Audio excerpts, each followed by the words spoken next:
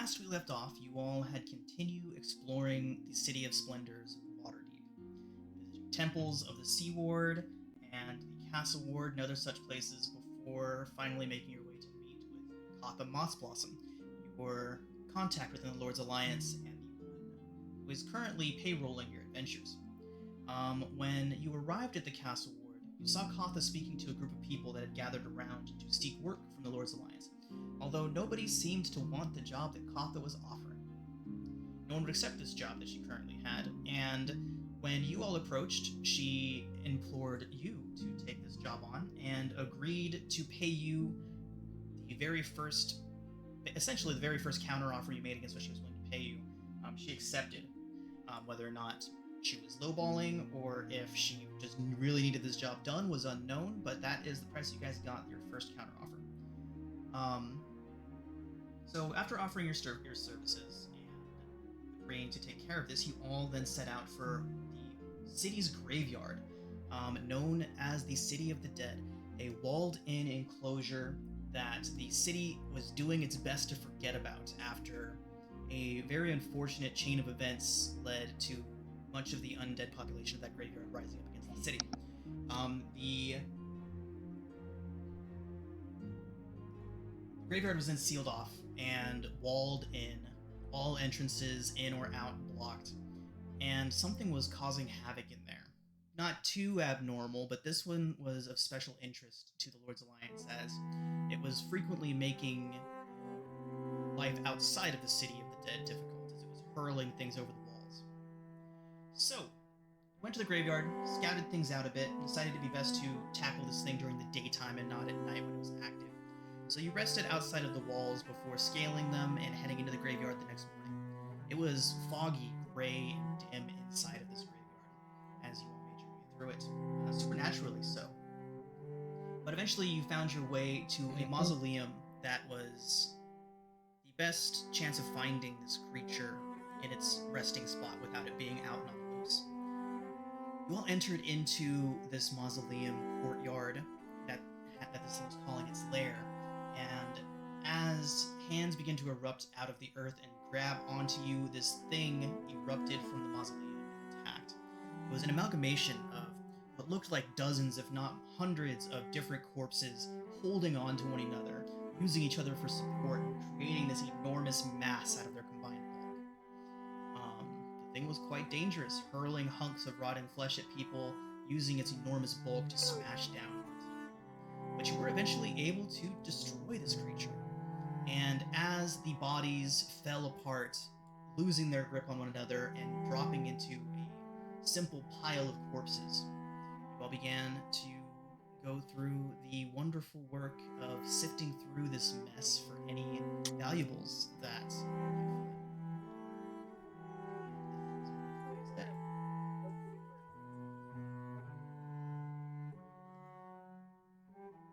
Okay.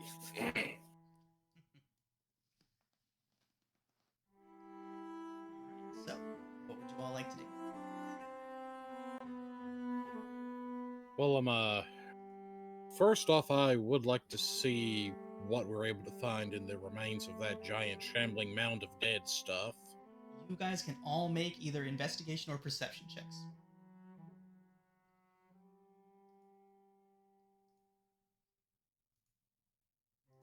Okay, give me just 1 second. May I try to persuade the mound of corpse to give up its secrets? I'm trying to think of a way that Silrin can use charisma for this, but I'm just not seeing it, man. I'm sorry. No, it's good. I honestly did it for a joke. Man, Dandy sure sees dead people.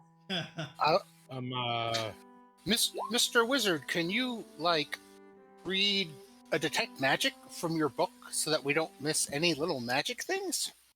I think our wizard's not here today, unfortunately. I think he's napping over there as I look at the sleeping wizard. Before I roll this thing, Brevin does have guidance as a cantrip with one of his features. So he's going to close his eyes and kind of almost listen to the graveyard to see what the little ghost spirits, things like that say. So we're going to roll this. See how he did. 4, yeah. And then we're going to add a 4 to that. So, Okay, good 22 stuff. total. So, Drake and Dandy, as you are going through around bodies and detritus, you find. Dandy, can you roll a d4 for me? Yes. 2 potions of healing in all of that. Okay. And Drake, you find a spell scroll with a cantrip on it. Give me just a moment. Could you please roll?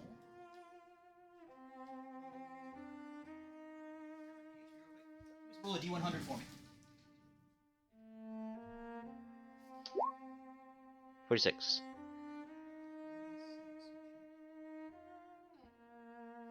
Please be useful cantrip that I can use. Or that someone or one of our spellcasters can use. Well, it's not like they can add it to a book or anything. It's just a one shot. Right. Alright, go ahead and roll a d20 for me now, Drake, please. Can you not add a cantrip to the spellbooks? Nope. Oh, You that can. It has to sucks. be a leveled spell that does so. Mm. Darn. Yeah. Oh well, it's still could be useful. Roll a what? Sorry. Yeah, I mean, and this is what you get with a low roll too. So, d20. 13. It is. That's actually pretty useful. It's a message cantrip. Oh, That's That pretty could be useful. handy. so we can send one message to somebody. And now, Silrin, you get to roll on the big boy table. Second. Oh, table.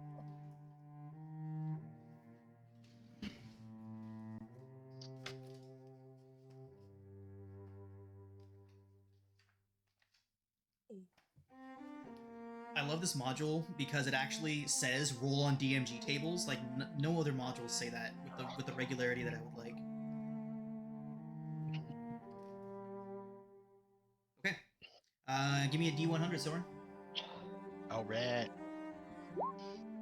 That crit, 39. crit. 39. 39 gets you Gauntlets of Ogre Powers. Oh! Oh, nice. Whoa! Danny's gonna be happy. Silverin suddenly hits like a tank with his fist. Right. Okay. And then we have Brevin and his 23. Brevin, as you are going through this mound of bodies and corpses, something is just calling to you, drawing you towards it. You go past several bodies, move several over, almost like there's something inside of there that was for you. And you can hear it calling out to you, and as you keep digging, you see that one body that was at the very center of this mass had its skeletal hands wrapped around what looks to be a rod.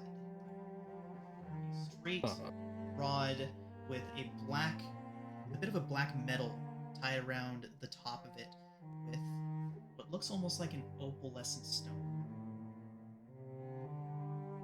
as the ornament for the staff. This is interesting. You found a stick. Oh, I found a very nice stick.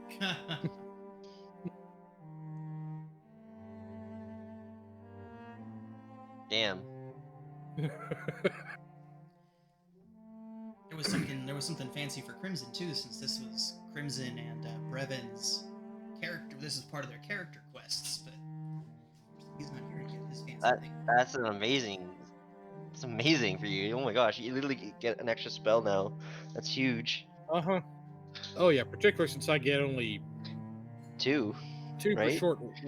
per short wet rest. That makes it up to 3. Yeah. So I really enjoy giving magic items to players, especially when the book is so free with how many I'm allowed to give out. So everybody will be getting class specific magic items. on par with this. So it won't be too long until everybody has something cool. Oh, I was not worried. I just like to tease Hank. Wait, does Siluran use strength-based stuff? Unfortunately not, but that was just a table roll. That was a completely random. Much. Yeah, I was And- gonna Well, say. he sure can I'm now. yoked now. I was gonna My- say My isn't that like 8 really just good for the became D&D? a 19. There goes your Oh dope my stat. God. Dandy wants to arm wrestle so bad.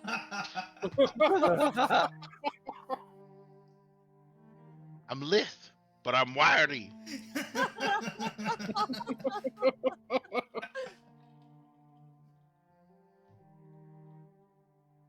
All right, fantastic. So good stuff, everybody. Did everybody get to roll? Horus, you have not gotten a chance to roll yet. What was your roll? Yeah, 20. Fantastic, Horus. Nice. Hey, I'm gonna brush your hair in a second. See, item table. That was a really lucky roll for Silver too, because the table, it's the same table that has like the +1 weapons on it. And stuff. So it's not a super Yeah. incredibly powerful table, but you're lucky on I mean, I would have been happier with a cloak of billowing. that. Always fun. Hey. Right, Horus, let's get that D100. He rolled 77. Did nobody Nice. else see that, or just me? I see it. Okay. Interesting. Horus, you have found an oil of etherealness. I actually don't know what that is.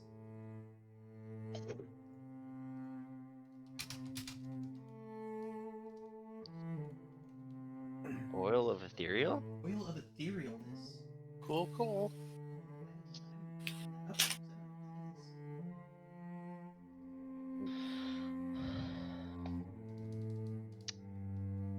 Huh, it's rare. So beads of this cloudy gray oil form on the outside of its container and quickly evaporate. The oil can cover medium or smaller creature along with the equipment it's wearing and carrying. One additional vial is required for each cast size category. Medium. Applying this oil takes 10 minutes. The affected creature gains the effects of etherealness. Thanks, that's fine. Ethereal spell?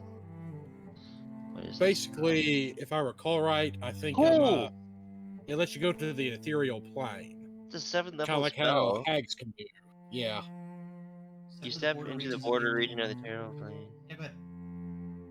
You step into the border regions of the ethereal plane. In the area where it overlaps with your current plane, you remain in the border ethereal for the duration or until you use an action to dismiss the spell. During this time, you can move in any direction. If you move up or down, every foot of movement costs an extra foot.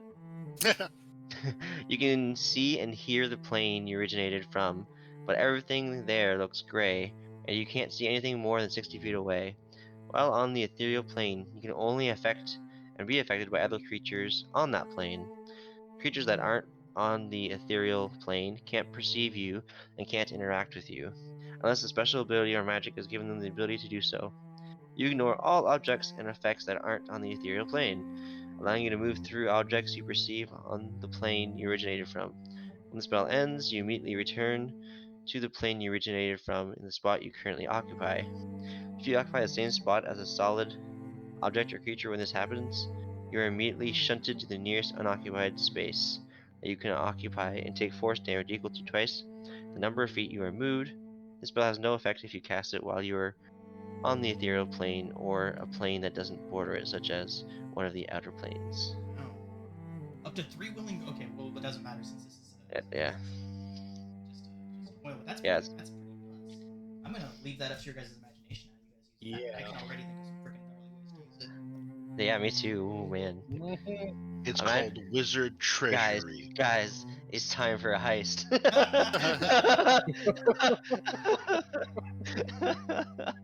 It's time to fill our pockets with all the gold we could possibly want. How many times can we use this oil of etherealness? Looks like once. It's a potion, yeah. Get in. Getting out might be tricky. Get in, what can you pick up? You're ethereal. But it does give some pretty awesome options as far as reconnaissance goes. Reconnaissance, Oh, yeah.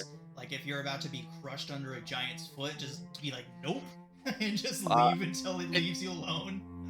I mean, takes it 10 takes 10 minutes minutes to to apply, apply. Oh, though. does it rip? Okay, never mind. So no combat applications. Strictly.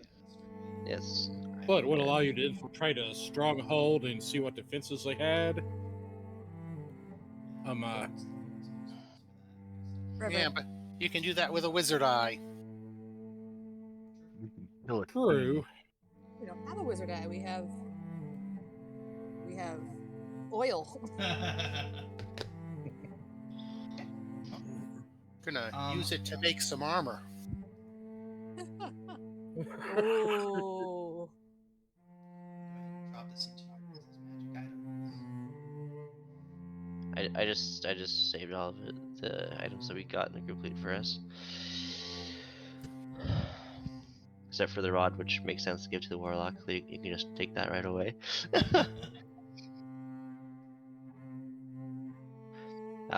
So are we gonna let? Okay, so Standy, is your strength already at 18?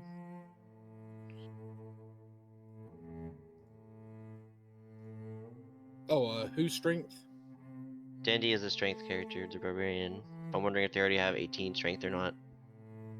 No, her strength is a 14. 14. Oh, well, then I probably gave it to Dandy. I'm surprised it's that low. Well, I gave her better dexterity. She bucks her javelin one. But, Yeah. Dandy, I'm actually looking at this now, and you may want to consider swapping your strength and dex score. It'll just make you hit a lot harder.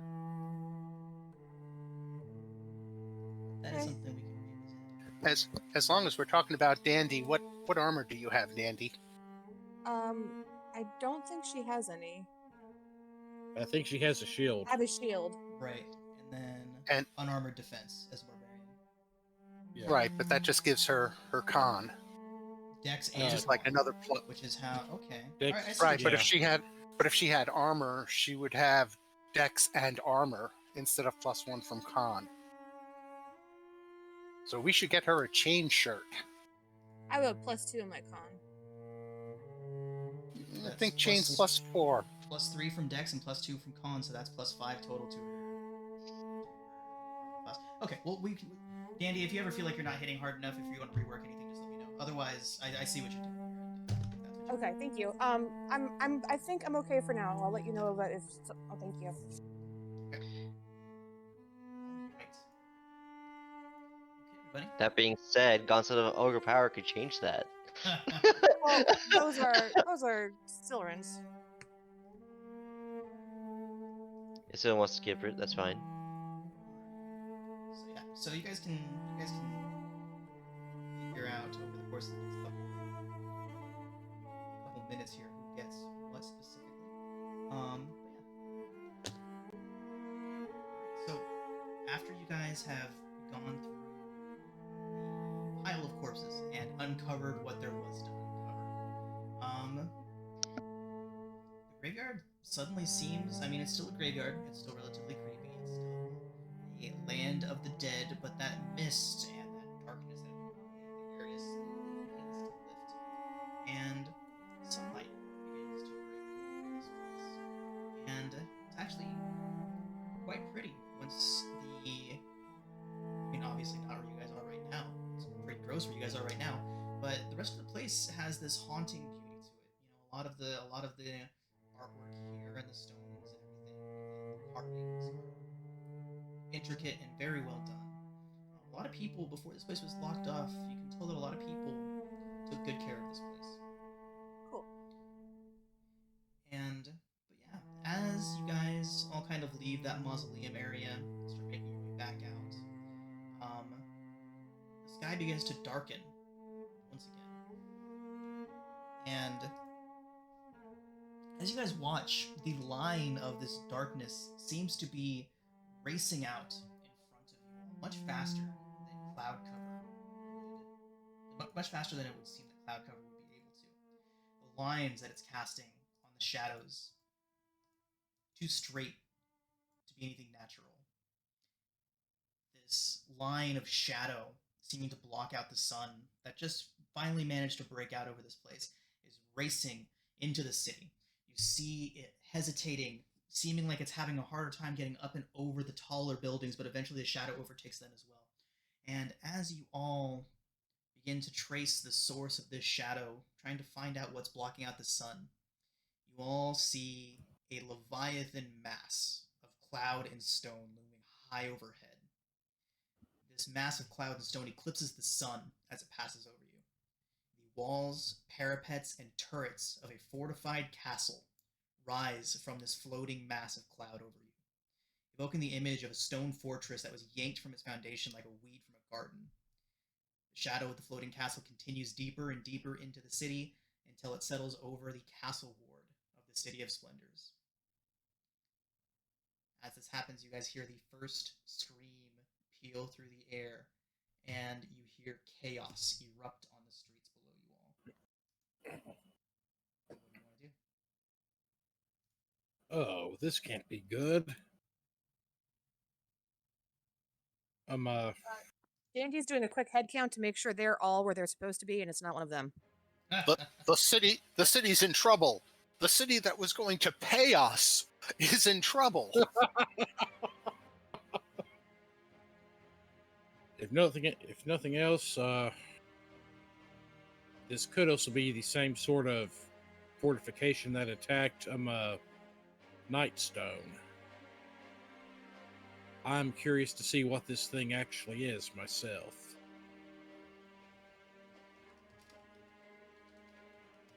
And Brevin starts making his way towards the wall to scurry out of the graveyard.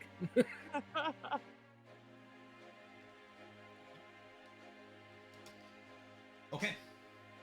So, as you all make your way towards the wall and scale it, you see that the city outside of the graveyard has erupted into chaos. People are flooding the street. You hear streams of people shouting. You see a guardsman not far away trying to shout at orders at people, trying to shout for people to remain calm, but his shouts and warnings go unheeded as people flood the streets, and they seem to be heading towards whatever exit from the city that they can possibly make their way towards. Who has the sending stone? Dandy. Dandy's got it. Yes, I have the one that the lady gave us, not the new one. Can you tell the lady that what city is this? This is Waterdeep. Waterdeep is under attack now. You know, so that she can at least get some scrying done. Yes, I will relay those words exactly through the sending stone. Thank you. That is all. You're welcome. That is all. It takes a few moments, but you get a very short and terse reply back that says, "We are aware of the situation." As soon as that message, as soon as that message passes through, you all hear the sound that sounds like almost like a bubble expanding, and you look up, and this massive blue shimmering wall of force encircles Waterdeep like a dome. The castle floats maybe 100 meters above it, and this shimmering wall, it begins to waver and float, and as you guys are watching it expand and expand throughout the rest of the city, you hear several large thuds, which would only be this dome landing on the grounds of the outer city.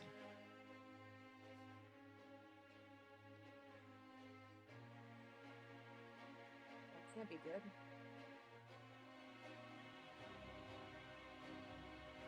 Something beautiful about a good shield.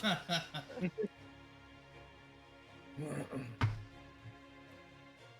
guys look up to the sky, you can see knights on riding griffins flying in formation overhead inside of this dome.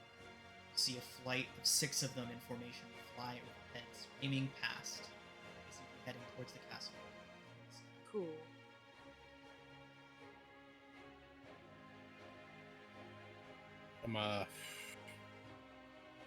Is that an us problem?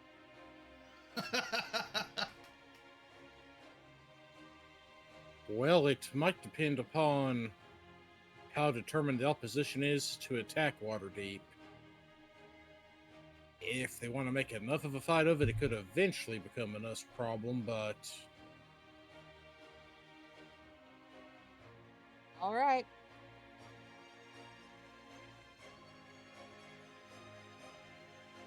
What do you guys want to do? Should we go hit it? I don't know how we would get up there to hit it. I mean, that should be simple. Danny just throws it up there.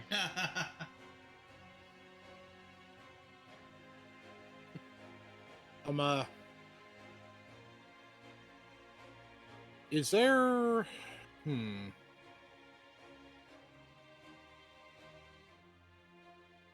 We may want to head back to the Castle Ward District to see if there's any place that are that we could be of assistance at.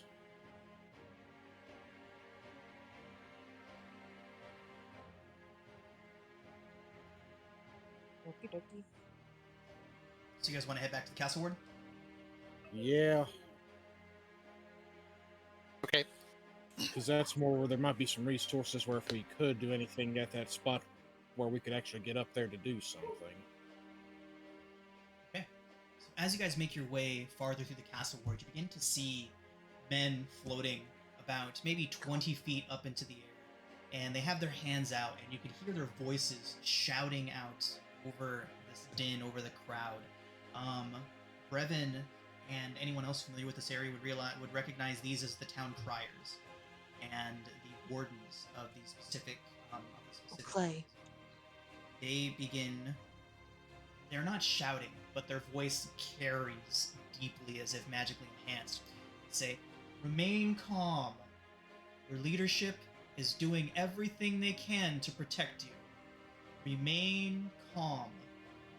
And they go on like that. They talk about the shield overhead and the griffin riders. You can see, as you look overhead, this castle floating in the sky has finally stopped, and it's hovering above the city.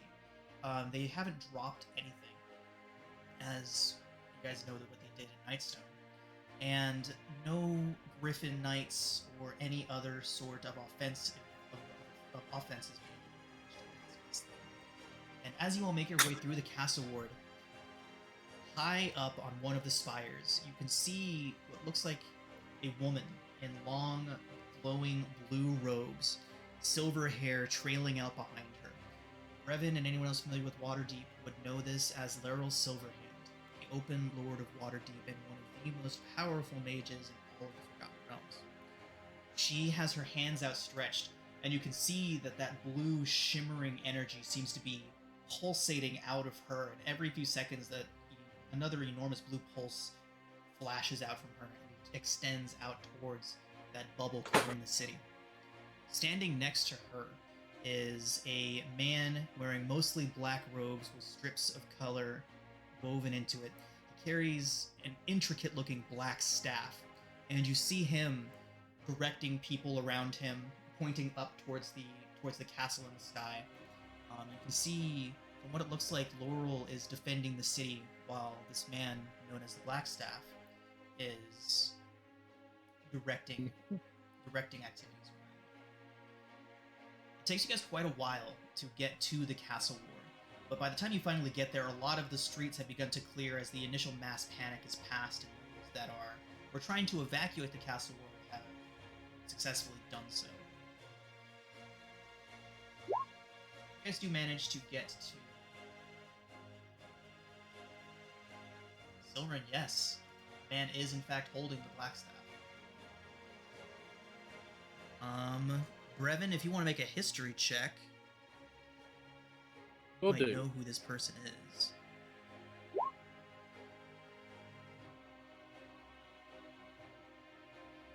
Well, that was not as good of a roll as I was hoping for. Ah, well. Silrin, you can also attempt a history check if you'd like to.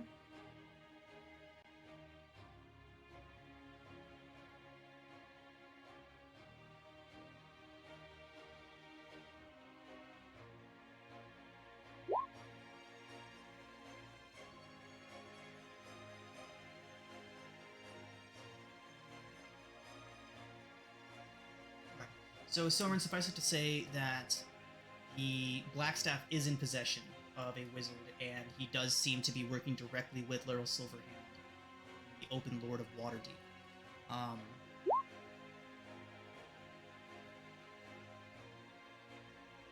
Okay, so you guys do find yourselves back in the castle ward, in front of that main administrative building where you initially met with Kaka. You all go inside. Mm-hmm. Alright. So, inside, it's almost a bit of organized chaos in here. There are people running around all over the place, running around with piles of scrolls. You see what look to be military leaders running around the halls, delivering orders, messengers running all over the place. And you do see Katha Mossblossom in the center of it all, in the center of the court, in the center of the hall there. And she is surrounded by people that are screaming questions at her. Some of them appear to be merchants, others appear to just be concerned citizens, and she is doing her best to answer as many queries as she can.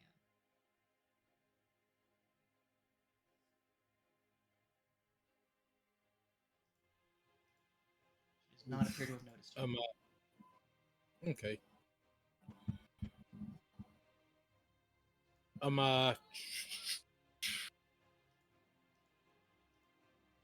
What do I want to do now?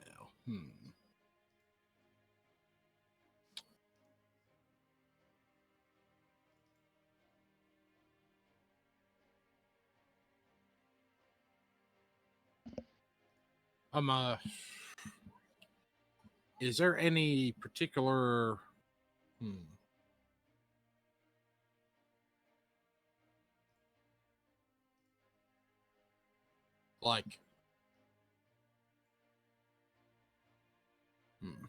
like Brevin knows that, considering it is a flying castle and the party themselves don't really have any resources to get to said flying castle, that it's kind of whatever the city would ask of them to do as far as what the party could actually do to assist in this case. So, but he is going, but he also, but he is also thinking that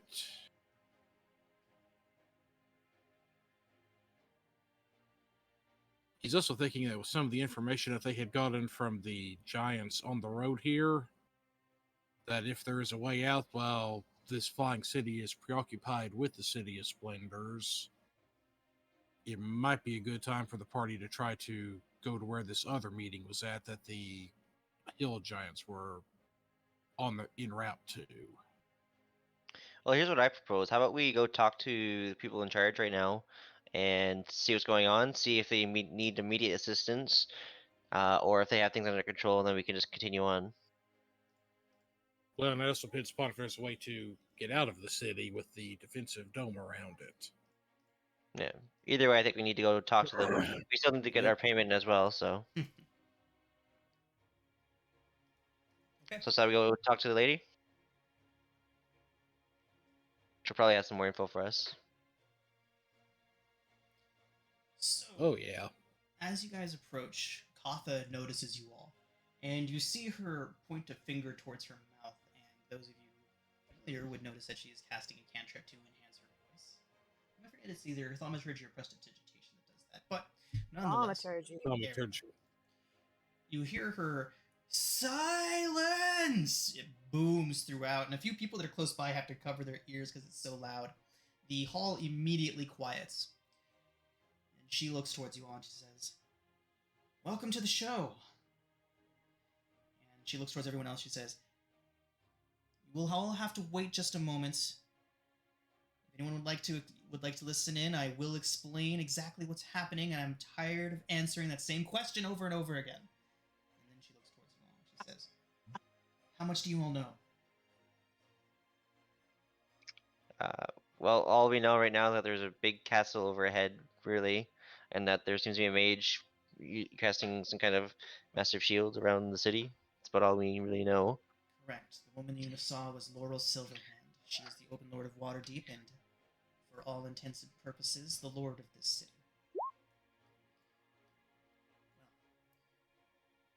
have made contact with those rude creatures up above us. She closes her eyes and kind of just makes this annoyed face, and she says, "We have it on good authority that these are not the same giants that attacked Nightstone. This lot appears to be a group of cartographers who are trying to map the Sword Coast and apparently care little for what cities they throw into chaos while they do so." Have they been in contact? We have emissaries on in the castle at the moment. Wait, what? I'm sorry. There's more than one flying castle? She nods and she says, we've received reports of at least 3 more of them moving to the countryside." Out of character. Flying castles aren't a big thing, right? Like that's a slight even weird. Yes, No, it is extremely weird. So just a No, little no, bit it's a third level spell. Right. Like this is. Everyone has one. I figure one flying castle. Criers are crying in the street, going "Flying castle spotted," but 3? Yes, 3 in and around the area of Waterdeep. She called it in the surrounding countryside. So there are 3 nearby. Just I've making always sure. wanted a flying castle. Shock is the appropriate Shock reaction. is in to fact this. the appropriate reaction to that. So I would think that Waterdeep would have sufficient number of cartographers that everything's been mapped. Can't we just fly some maps up to them? So, you guys can go ahead and roll whoever would like to can roll a history check, and I'll tell you what you would know before Katha fills you in. I will do that, and I'll also use a little guidance spell on Hey! myself. Andy, that is so very on brand.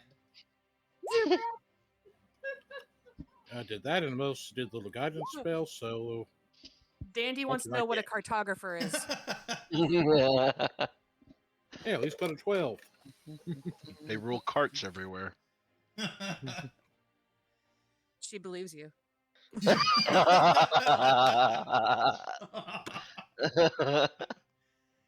All right, so you guys would know. Unfortunately, no one rolled very high, but you guys would know that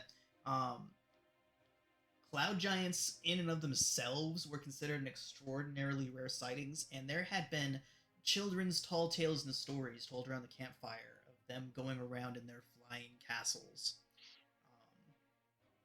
The amount of people that have ever actually witnessed one and lived to tell about it could probably be counted on your hands. Oof. So, definitely a rare occurrence. And Katha, while she seems surprised by this, she goes on to say, this is not the only extreme showing of force by the giants. There are new forges being seen opening in the northern mountains. There are great cities that they are beginning to erect out in the northern Desserin Valley. Speaking of which, we have things well under control here.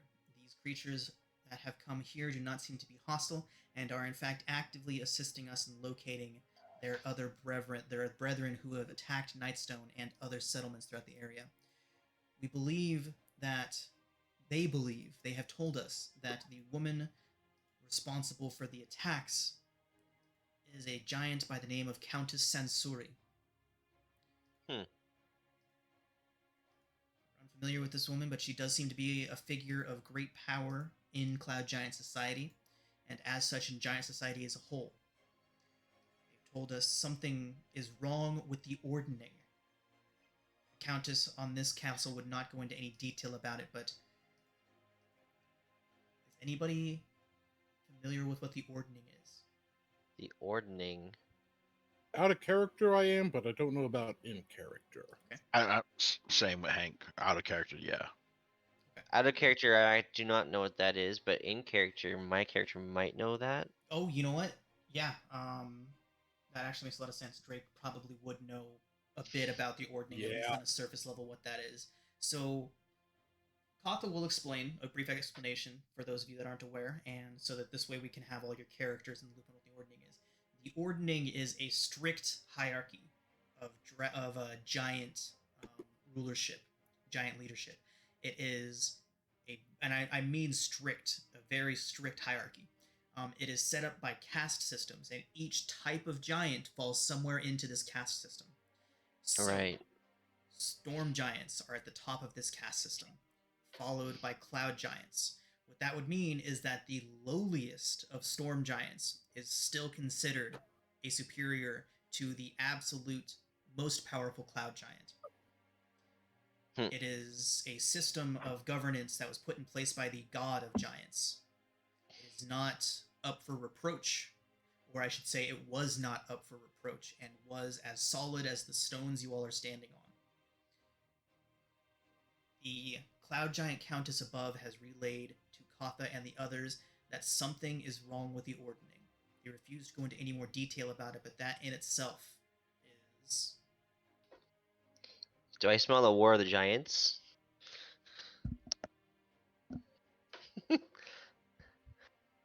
That would be very bad. That could cause devastation across the land. Easily so. So,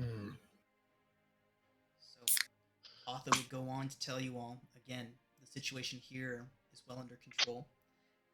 And even then, she kind of looks up, seeming like she's looking through the ceiling above. She says, I certainly wouldn't want to be on that castle. I don't know about you folk. I wonder if they would give us a ride on a fine castle. Katha does say in response to that they appear utterly uninterested in anything that they allowed envoys onto the castle, but they were treated like lower than peasants. Even these regal people that went up there, they have no interest. Well, Katha says that they have no interest in becoming involved in any of what they referred to as small folk issues. Seemingly oblivious to the fact that they've caused one hell of a small folk issue by showing up here.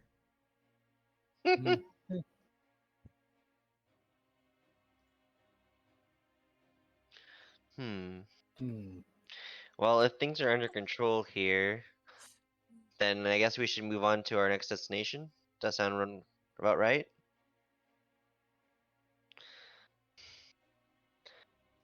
Katha, are you aware if there are any ways to get out of the city with the defensive dome placed around it? She nods and says that at any of the outposts, the guards there, the mages there, can let you outside of the barriers. She goes on to say that she's not sure how much longer the barriers are going to be up, as it does put quite the tremendous strain onto Laurel Silverhand, and they don't appear to be necessary at the moment.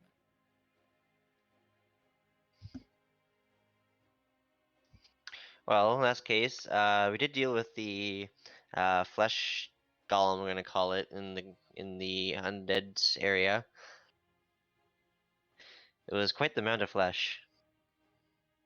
She nods and says, "Fantastic. At least that's something that we can have tangible benefits from immediately. Not having mounds of zombified flesh flung over those walls and into the city will certainly help people sleep better tonight. How much did we agree to pay you again?" I believe it was 150 each. 150. Done. And she kind of snaps her fingers and waves over to somebody, and they bring over a coffer with 150 gold pieces for each of you.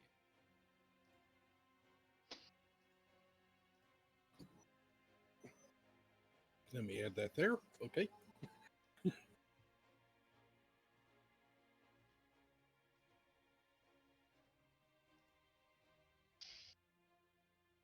Okay,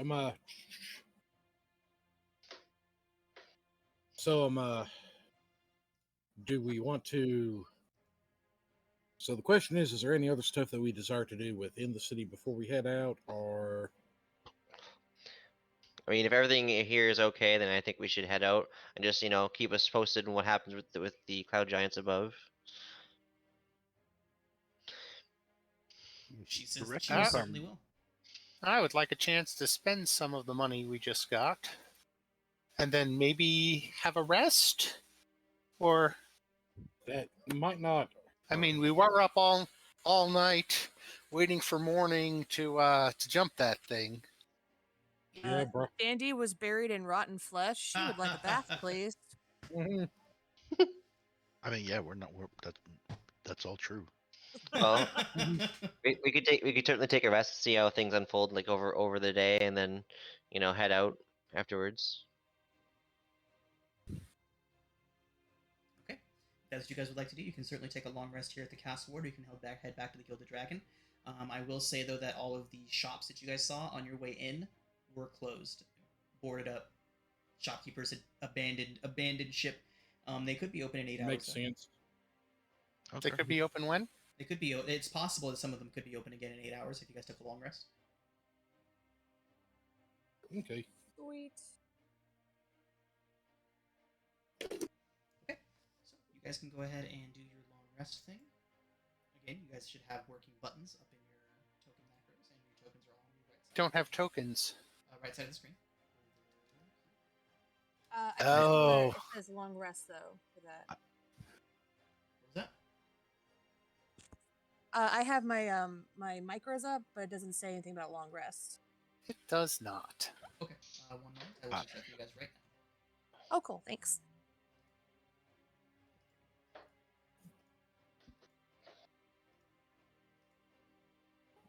Click off your token and click back on. Long rest should be there. It is. And now so should short rest. Alternatively, anyone that Cool. wants to do this, there is a little hamburger menu up at the top right of your Roll20 screen. It says collections on it. If you click on that, you can actually put these into a bottom bar, so that you don't have to have cluttering up your token actions. All you would do is you would go to that little hamburger menu up there that says collection, and then where it says long rest and short rest at the top, just click in bar next to it, and it'll put a little macro at the bottom of your screen. Oh. I'll take that. Yep. Okay. You got Man, poor Horus. He took a hit last time, huh? it. Whew. Doing my job, taking hits. Yeah. Frontliniest cleric I've seen in a long time.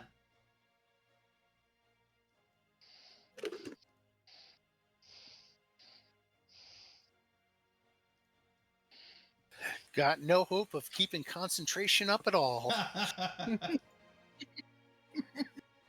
That's fine. You took hella a lot of shots for us last time though, or Yes, you did. reduced a hella lot of shots. Yeah. that Yeah. too. Horus is Interception. the real MVP. Right, so if nothing new is happening, I think we've had our rest. Was there anything in particular you're looking for in shops? If it's open, that is. Okay, so why don't you guys go ahead? Is everyone done with their long rest, or just assume that you guys would have taken it in the castle ward Dandy is horrified that the water was hot. quarters? She's convinced they were trying to make her soup. People soup. She does not like the city. It's uncivilized. Trying to cook people. They call city folk savages.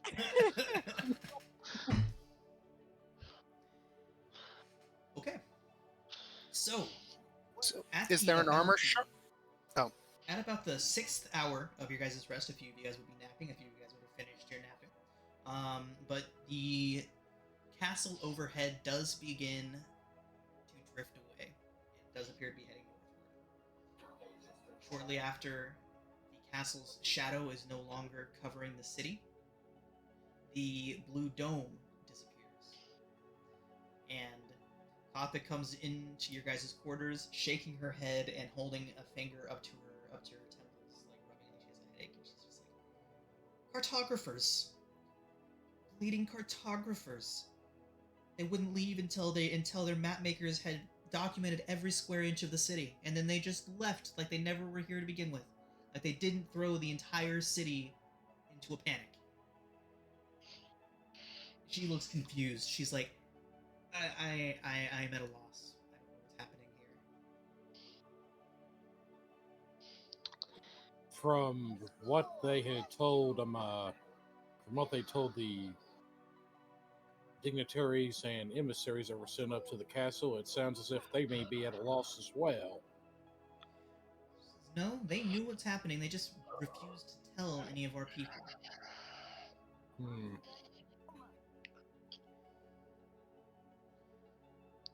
Bringing up this Zephyros figure, jokingly almost, saying, "Who do they think we are, Zephyros? Communicating with the small folk, treating us like we were less than children." Who's Zephyros? And Katha's like, "I have no idea. They kept bringing this person up, comparing themselves to him, saying they weren't this man." I wonder if Zephyros is a giant who's actually friendly to small folk, so to speak. Can I check history to see if I would have heard songs of the Zephyros?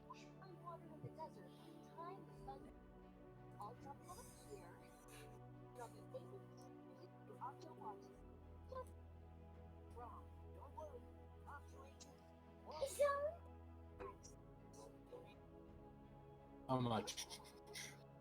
What is it? A food. And I could check history, I suppose, if you think it's something that is possible someone would have heard about. You can assist. Silver. Okay. Silver will have advantage on his roll. Okay, yeah, I'll assist them with that. Yep. So, Soren, you have heard songs about this individual. Tall tales of a man that flies a tower. The stories that you've heard call this person. They keep referring to him as the tallest man that's ever been. The songs that you've heard keep referring to him as a person, but as you know, when these kind of songs, the true nature of them can be changed so much over the years, and it's hard to tell what's truth and what isn't. But it does ring a bell about someone that flies around in a tower. Which is not as grand as a flying castle, but Exactly. Still a thing of folk tales and legend, though. Right. I'll let them know what I remember. It depends on whether the tower is bigger on the inside. You never know. Right? That's true. I mean, well, I'm not a wizard. I don't know what wizard's towers. It looks like 10 foot by, whatever it is.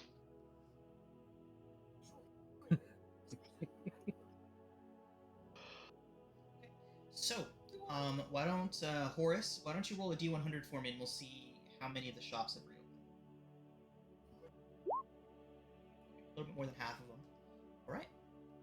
So, as you guys are in the castle ward, you're noticing people starting to go back about their business outside. It's been a couple hours since the castle's departed, and the activity outside is beginning to almost return to a sense of normalcy. You can see shopkeepers unboarding their windows. You can see people setting up stands out on the corners. So yeah, you guys can go ahead and spend some money.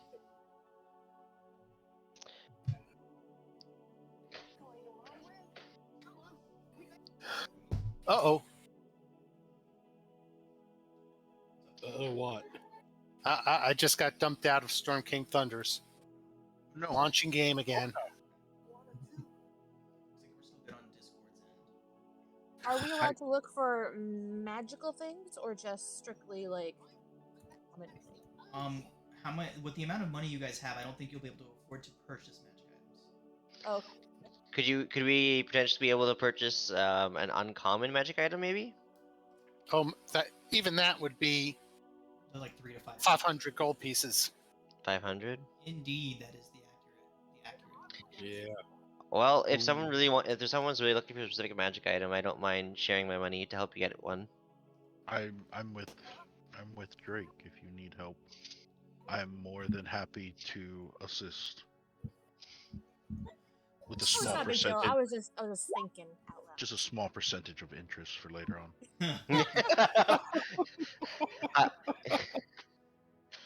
Jake is very kind. Is not tied to his money. Is willing to help out the party if they need financial aid. Someone's like, no, pay me. Well, no, not I. That's the way I was brought up. Always with a small bit of interest. And we still have the 99 gold and loot gold as well. Oh, that's right. Did we sell the? Oh no, we got the things out of the pepper shakers. Yeah, but we haven't. Yeah, I think we decided to keep the stuff that was inside of them, and then. Speaking of which, I don't think we ever wrote that down. We There got was the black stuff. Powder and diamonds. Yeah.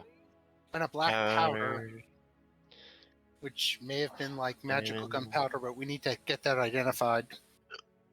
And Oh, powder. Who had identified? Did Frederick grab a pearl?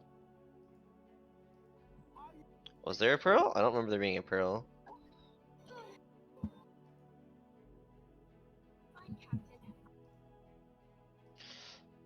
So, someone said they wanted the shop. What are you looking for specifically? Is it because the only thing we can afford right now is like an uncommon magic item if we pooled our money together? So, if I'm there's a looking specific item you guys are looking for, the way that I run rolling for specific items in a city like this is there's a percentage chance that you're going to find it. The rarity of the item increases the percentage. If you're looking for an uncommon or a common, you'd have about a 30% chance of finding it in a city like this, that specific item. And then the markup goes up by half of a D100 percentage, if that makes sense. For finding specific stuff. If you guys just want to start looking around in some of the shops, I can tell you what items they have there, and that would just be the standard prices. Okay. I'm specifically looking for a set of splint mail. Oh, well, yeah, mundane armor you can definitely find at standard prices. Okay. Yeah. Now I have a set of chainmail. Can anyone wear chainmail? Horus, don't you have that thing where you can just turn like? Yes. Uh-huh. I could turn my chainmail into a set of chainmail that fits Dandy. Oh, cool. But that would be heavy armor and she couldn't wear it. Oh. So I could turn it into a chain shirt, which is medium armor, and she could wear it. Yeah. Could you change it That'd be to neat. split mail? No, because that's 200 gold pieces, and I'm limited to 100 gold Sorry. pieces. Sorry, not split mail. Scale mail. Maybe. Check the value. I believe it's 50. 50. Yeah. So it would be less than your. So you wouldn't have to use anything but the chain shirt. Thank you. Oh, did you actually want a chain shirt or If- the scale mail?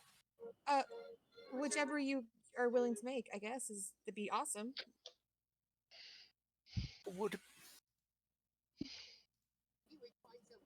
Who wanted the scale mail? Oh, I see what you're saying. It would be better armor, Yeah, for Dandy. but Oh, cool. less, but disadvantage in stealth. I Dandy was don't trying too think hard to be Dandy is- stealthy. Yeah. Me too. Where'd my character go? Oh, that's right. If the whole thing got shut down. That'll get her AC pretty high. So 15 plus 2. But then there'd be no point in her having 16 dexterity anymore because the dex bonus is only up to 2.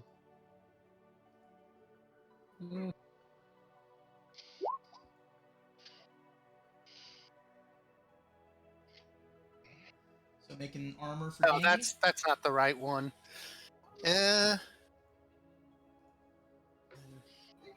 Channel divinity. I'd be happy Yeah. with a chain shirt.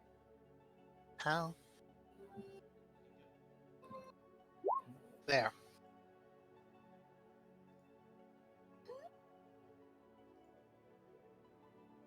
Cool.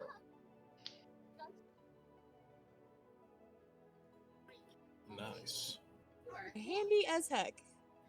Indeed, yeah. So I can turn my old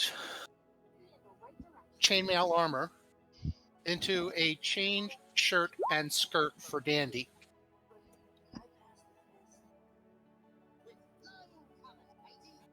Awesome. Okay, it's a done deal. So Dandy, I'll go ahead and drag a chain shirt onto your character sheet there. Thank you. How do I do that? I got it. Oh, thank you.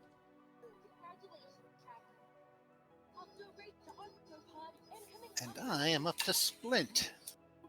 Oh, what was her name? Sean? Our contact that sent us on the undead mission? Oh, Bottom. Clover Bottom? Moss Clotha Bottom. Moss Blossom. Moss Blossom. Could I That's ask what I said, her Moss Bottom. who the man was that was holding the black staff?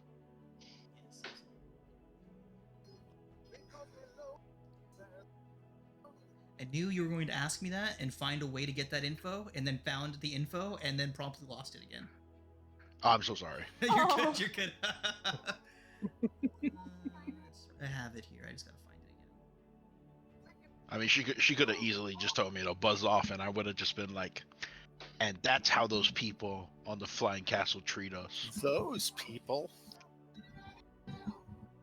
I wanted to say something about power and privilege, but I just couldn't figure out a funny way to do it.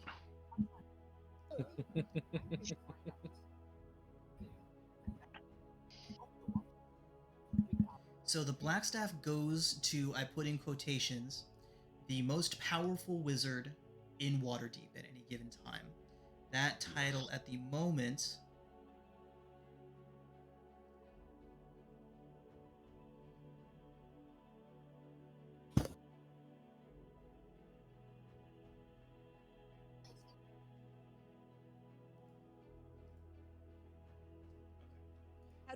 I'm so sorry. How do I have a alert saying custom AC is not being used. Right, we just gotta find out what other armor you had on and take it off. I didn't have any. I had a shield. Just the shield. I might be referring to her unarmored defense. Yeah.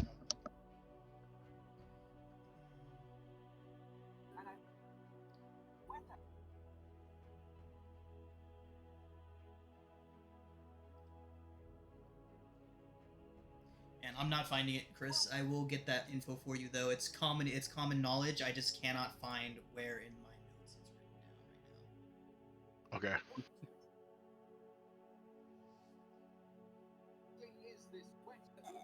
Yeah, they reference him several times throughout the they keep saying like the Blackstaff has this in this town.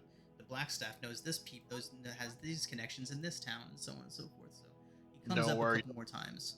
Don't even spend too much time on it. Just for my intellect, we can always look it up way later.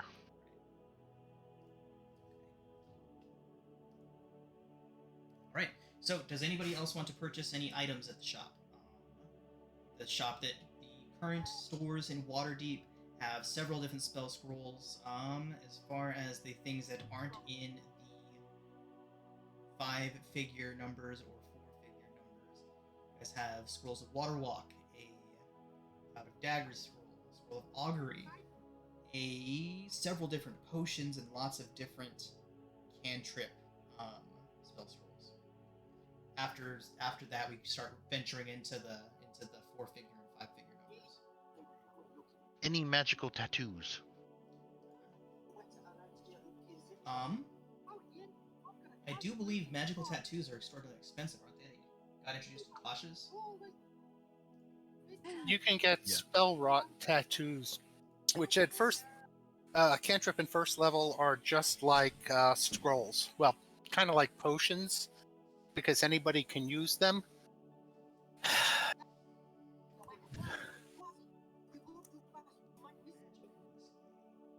Dandy's tattoos were free. Thanks, Dad. Well, we could put a tattoo on Dandy that was like a shield spell, and then you would have one use of a shield, which is something barbarians, don't get. Or one use of a long strider, or what's that other one? Expeditious retreat. Oh, that'd Hers be just spew out radiant damage.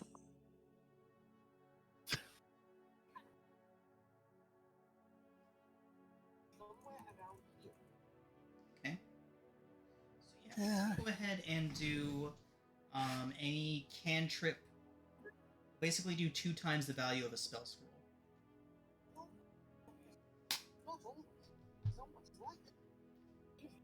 So a cantrip spell scroll would be anywhere from like a cantrip tattoo would be anywhere from 150 to 300 gold, and then one of first level or higher would be 250 to 500.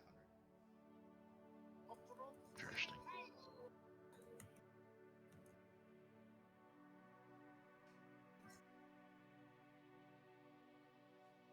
And just so you guys know, this is going to be far from the last big city you guys will be in. So. Oh yeah.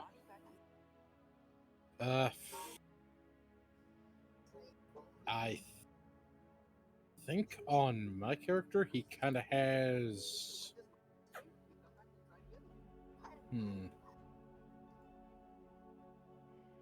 Let me check some right quick.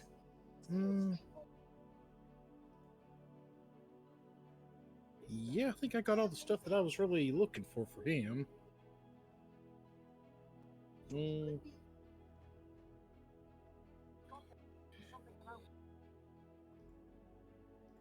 Though, I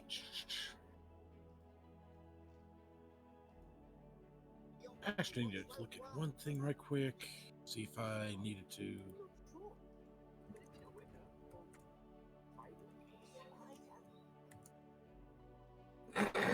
Excuse me.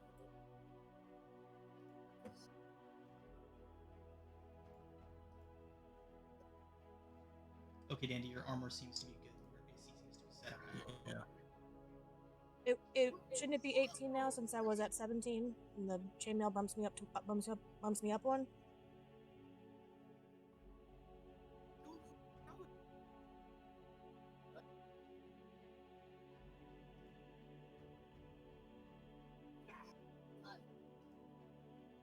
Oh, okay. Yep.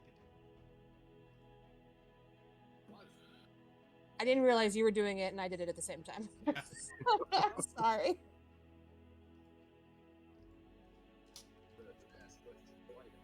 Okay. Thank you, Sean.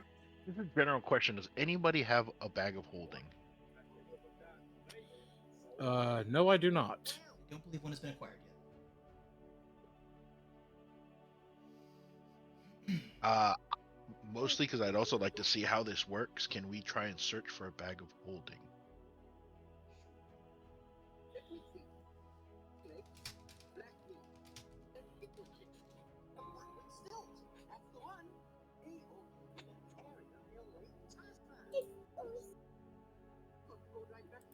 Go ahead and roll a D100. You have a 30% chance, so you're looking for a 30 or lower if there is one currently for sale in the city. Okay. Should have gone high. Alright, so yeah, unfortunately there is not currently one available for sale in the city. Cool. And if that was a 30 or lower, just so that I understand the process, what would have been after that? I would have had you roll a D100 again. Uh-huh.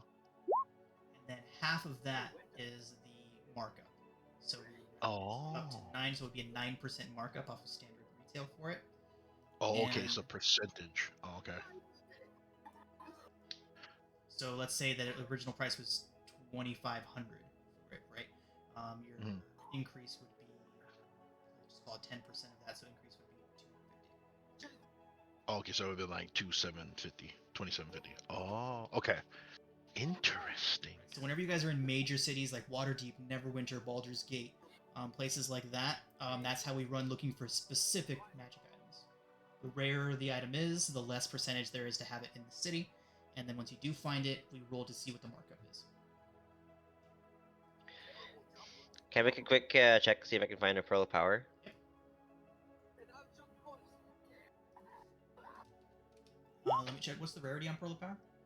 Uncommon. Common. I would have said a 50% chance to find it. Bag of holding.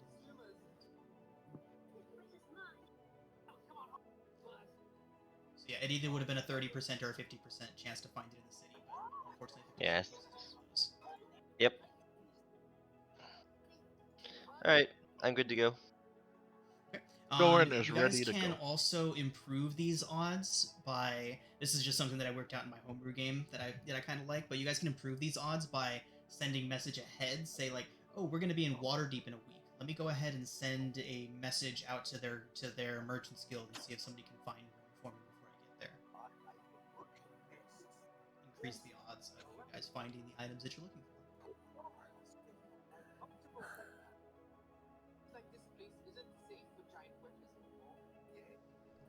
John, should we be worried about food and all that stuff? Like, should we be buying that to pack or? I'm gonna go ahead and say no. Rations and your guys' foraging abilities are more than enough. I usually only do food tracking and water tracking on hardcore exploration games. Like Doom Annihilation would be a perfect example. We stayed in a hotel last night. Yeah. Well, I'm not Didn't sure really have how far it is from here to.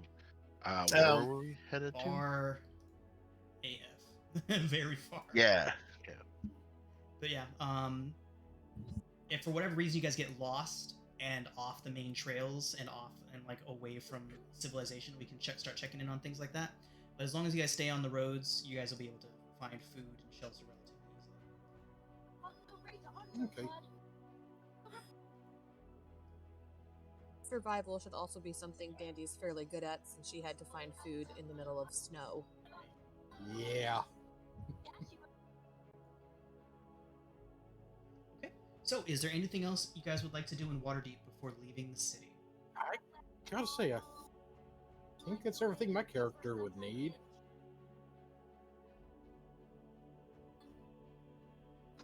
Dandy thinks these boys need an awful lot of stuff. I now Oh, have sh- a fancy looking stick.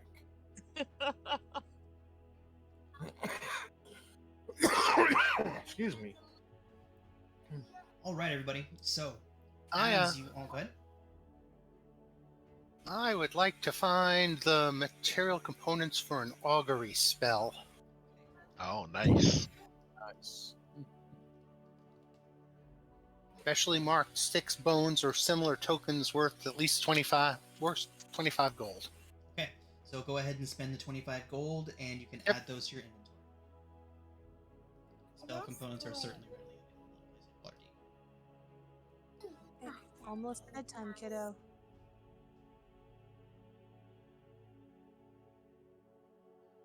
Alrighty, everybody. So, as you all prepare to put Waterdeep behind you, gather up your gear, your cart, your livestock, horses, all that good stuff, we'll go ahead and take our break for right now. And then when we come back, we will be leaving Waterdeep. Okay. That's good. Alright, guys. Alright, so as you all make your way out of Waterdeep, leaving the City of Splendors behind you, I would assume that you use the north entrance if you guys are in fact still heading towards Tribord, where Yeah. Alright, guys. So go ahead and put you back on the sword toast map now.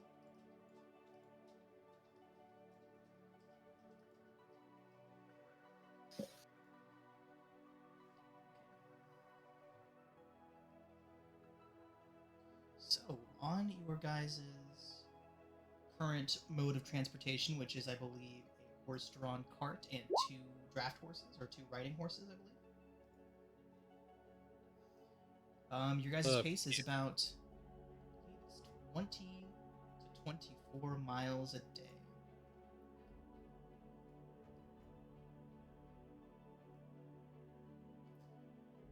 Okay, guys. So, you can see the path that's laid out in front of you here. Your final destination being up here in Tribord for the time being. So, the question for now is, are you guys sticking to the road? Do you plan on taking the country? Like, how are you guys proceeding here? The road would probably be fastest. What do you guys think? Yeah. That would be safer, right? Because Yeah. Yeah, I think You guys would road. know that the road between Waterdeep and Rassalantar is patrolled.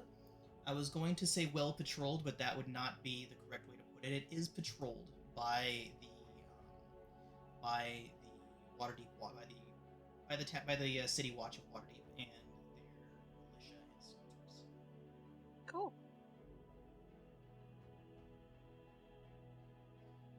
That being said,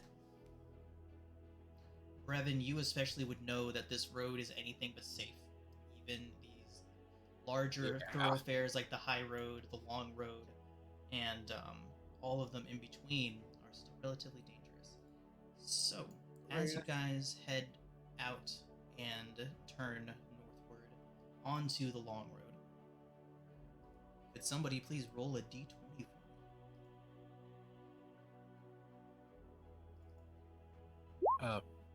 I guess I'll do it. We've got an 11 up there. Oh. Well, two of us Sorry, did.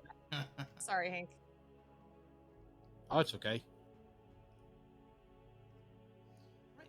So you guys find yourselves currently on the Long Road. The Long Road is one of the North's busiest trade routes. Begins at the gates of Mirabar in the south and continues hundreds of miles southward through the Desran Valley, northward, as it were for you guys, meeting the high road just north of Waterdeep. Lots of towns and villages lie along the route, and they depend on the relative safety the Long Road provides for caravans and other travelers.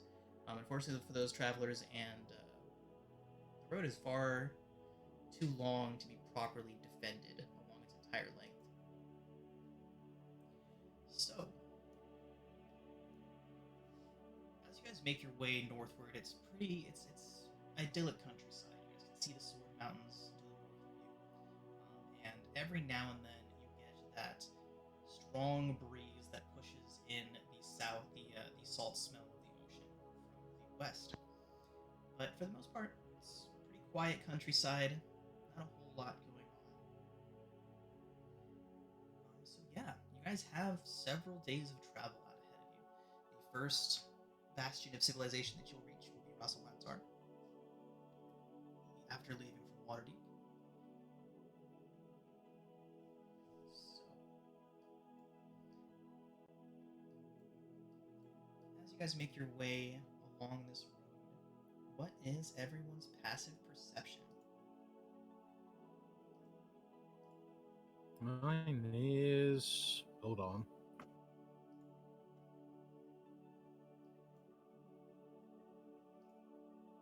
Let me just click here and I'll find it right quick. 13.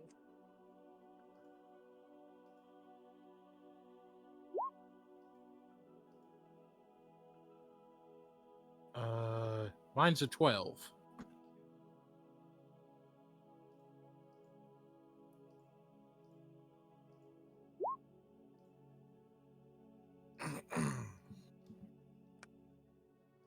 So is the highest one we've got so far 13? I'm lost. Yeah. Where is passive perception? It is on your character sheets. And Yeah. that would Far be left. Far left. And scroll down, it would be in Like under your skills. Yep. Directly under your skills, passive wisdom perception. Of course, it looks like you've got a 13.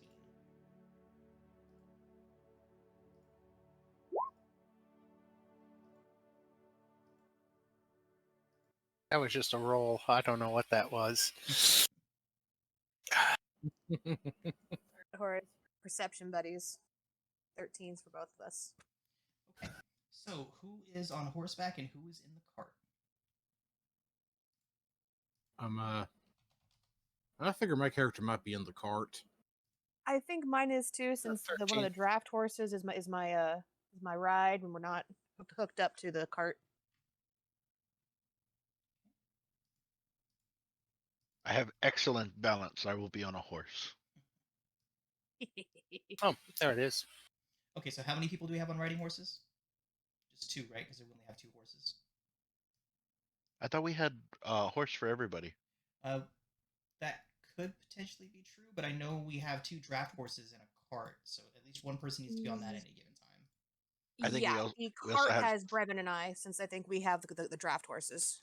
right. I think we also had 4 horses from the Zentarum that ran away. Yeah, 'cause some of the Zentarum were no longer with us, so we collected their Okay, so horses. we're gonna go ahead and say that that Frederick remained in Waterdeep to try and take care of some things, and he will be meeting you guys on the road. But he did keep one of the draft horses, or one of the riding horses, to catch up with you guys later. Okay. So we've got Brevin and Dandy on the cart, and everyone else on their own horse. Yeah. Yes.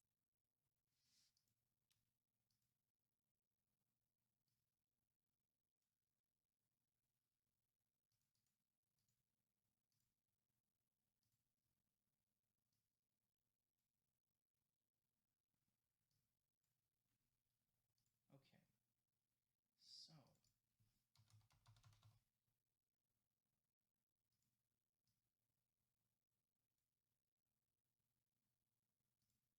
So sorry guys, just 1 second.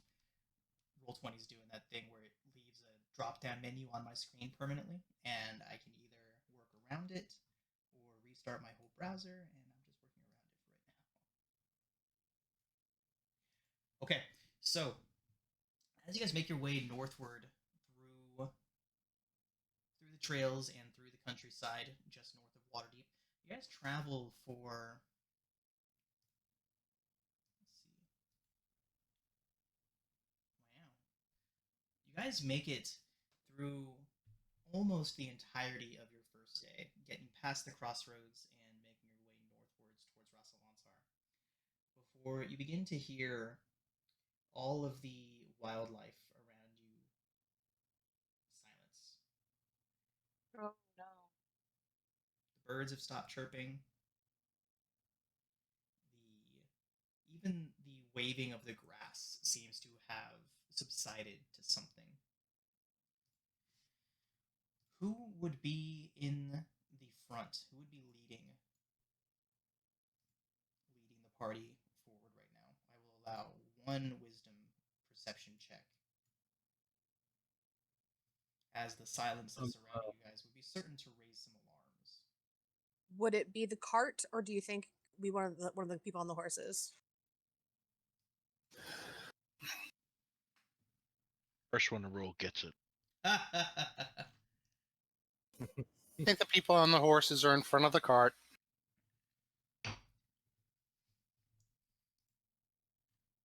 It makes sense just because if someone's riding on a horse singularly, it's better maneuverability than the whole cart has. All right, so one of you horse boys.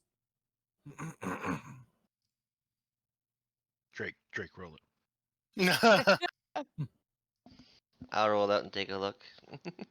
No, you have no See. armor. I'll be in front. He says you have no armor. Always selfless. I like it. All right, All Horse, right. let's see if you can get that second crit. What do I need? Make a perception check. I know I got it. There it is. Nope. One of us could just use inspiration. But Does sure, either- why not? Does either Oh. of you use your inspiration? I will use my inspiration, make it a 21. Drake, you notice the brush off to the right of your cart begin to rustle in a strange way. You are able to alert the rest of your group just in time for everyone else to go ahead and make a perception check. So far, Drake, you are the only one not surprised by this, but your early warning has given everyone else the opportunity to try and see what's happening around all of you. So everyone, Okay. Where are our tokens? I can't. I have not Find moved it. onto the map just yet, but you know what? I can go ahead and do that right now. Sorry, I don't think I can check without it. Just for future reference, you can always check from yours directly from your character cheat sheet. Oh, that's right. I'm sorry. That's Okay. stupid. Okay.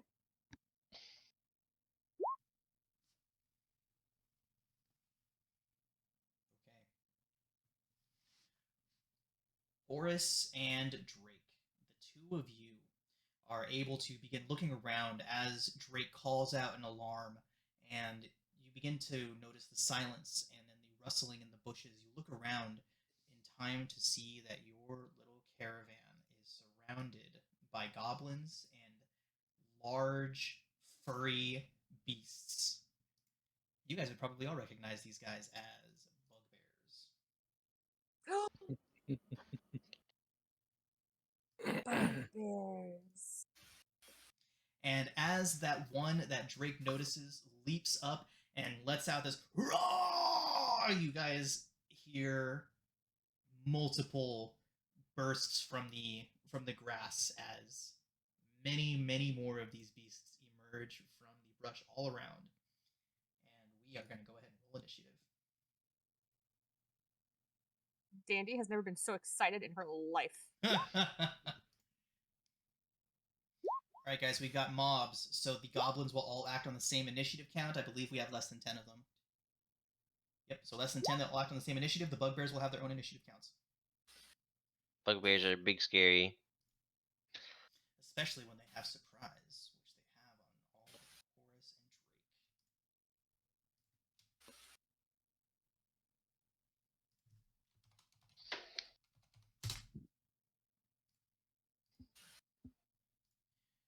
Right. So as they shout their war cry and rise up out of the brush and begin to rush towards your caravan here. I think I got deleted. Oh, you got taken out. Go ahead and roll again.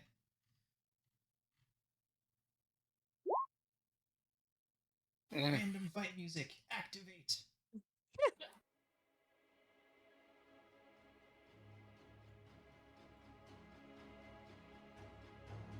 Silver, what was your original roll? 21. 1. Got it.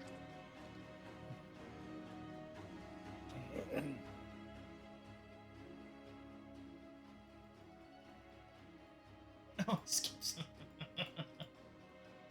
Okay. So I guess Silren, as all of these creatures burst out of the grass and begin shouting and screaming, I will need you to make an animal handling check. I believe Drake is the only one here that has actually taken the time to attempt to bond with his horse. that is correct. 3. Silren, your horse begins bucking wildly, attempting to throw you off and bolt. I need you to make a dexterity saving throw. Silren, 7. you fall from your horse and land prone. Horse then Oh, goes no. riding off. Oh, big rip.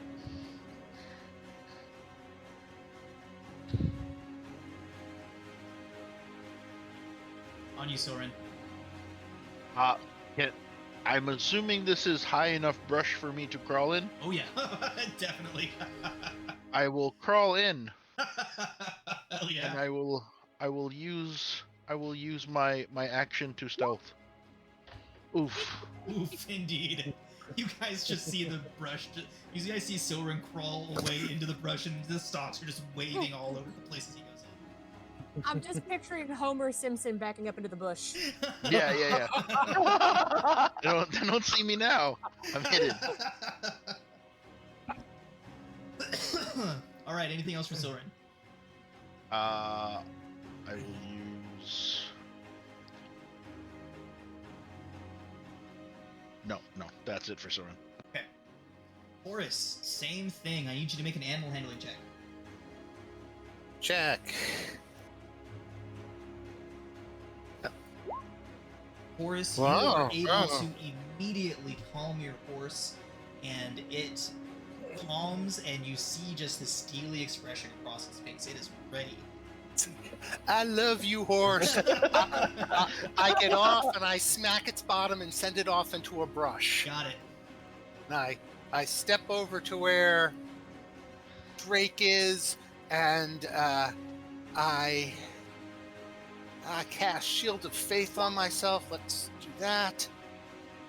And I'm waiting to intercept anyone who's going to try and attack Drake. Okay. Okay. All right. So, the lead bugbear, this one here, is the one that initially jumped out of the bushes and shouted its surprise attack, its beginning of the combat to its other goblin buddies. Okay. It is just going to look around and see who is startled, who's surprised, and it's just going to rush over towards Art. Oh man. I mean, bugbears are not... I wouldn't go as far as to call them smart, but they know when they have the advantage in a fight like this. And Revan and Dandy surprised, they certainly surprised. So, Revan, he swings his Morning Star at you, and it is only a 9 to hit. That is bad luck for him. Alright, so he swings and it crashes down into one of the supports that's holding up the beams that hold the horses together. Almost puts a big old crack in it, but you can see he is disappointed in himself. And that brings us to goblins. Many, many goblins. We'll all see them just pop up out of the brush and start letting fly with short bows.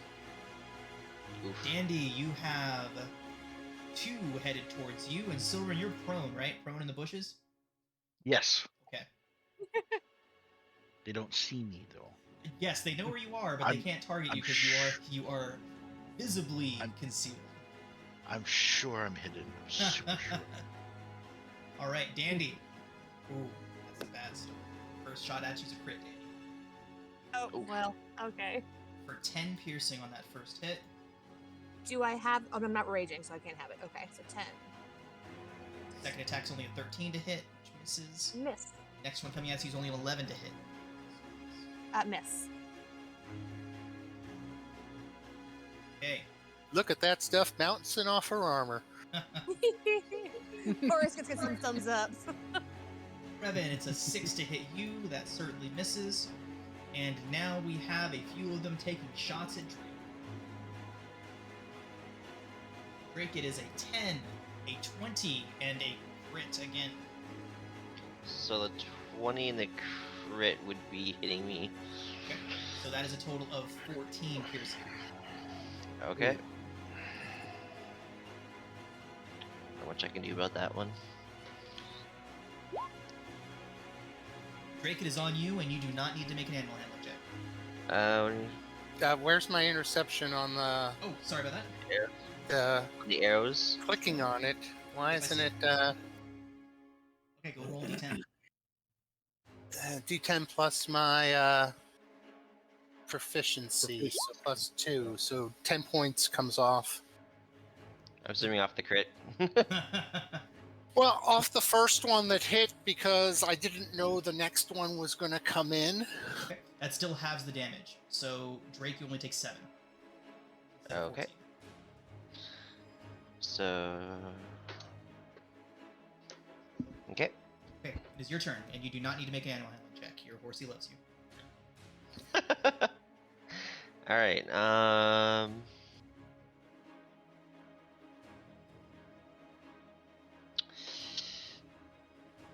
we're going to... These bugbears are kind of scary. I still can't believe 5e seems to think bugbears are level 1 threats. Yeah, no kidding. Hit 3 of them. Are some of these goblins, or are all of them bugbears? Oh, there's definitely several goblins. There's only 3 Okay. bugbears here, don't worry. I'm not a sadist.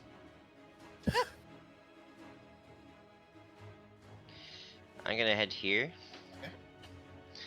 And I'm gonna Dismounting cast... does take half your movement. Just... Yep, that's fine. And I'm gonna tell my horse to take cover in the rushes so it doesn't get hurt. We're gonna cast Burning Hands. We're gonna hit these 3 in front of me.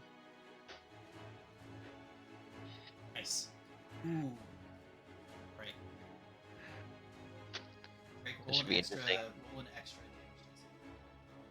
I figured. damage. And we're actually gonna go ahead and upcast it too to level 2, so it's gonna be 5d6.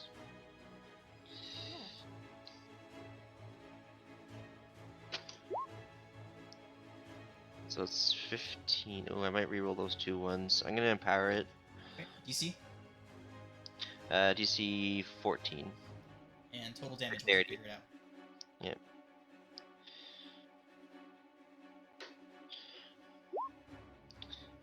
Damn, still a 1. But still increases by another 4, so 19. 19 damage. Oh my god. Okay, so you all see Drake extend his hands outward, and this roaring tidal wave of flame just comes rushing out from before him. The brush in front of him just ignites, and this firestorm starts. The fuel is expended very quickly as this dry brush just goes up in this swirl of flame. But when the smoke begins to clear, you guys see 2 charred gobbo boys and 1 very badly burned bugbear. Bonus action. He's almost dead.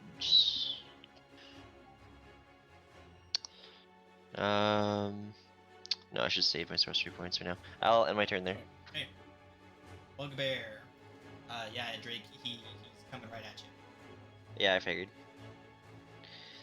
You see him charge and roar as he lifts his Morningstar over his head.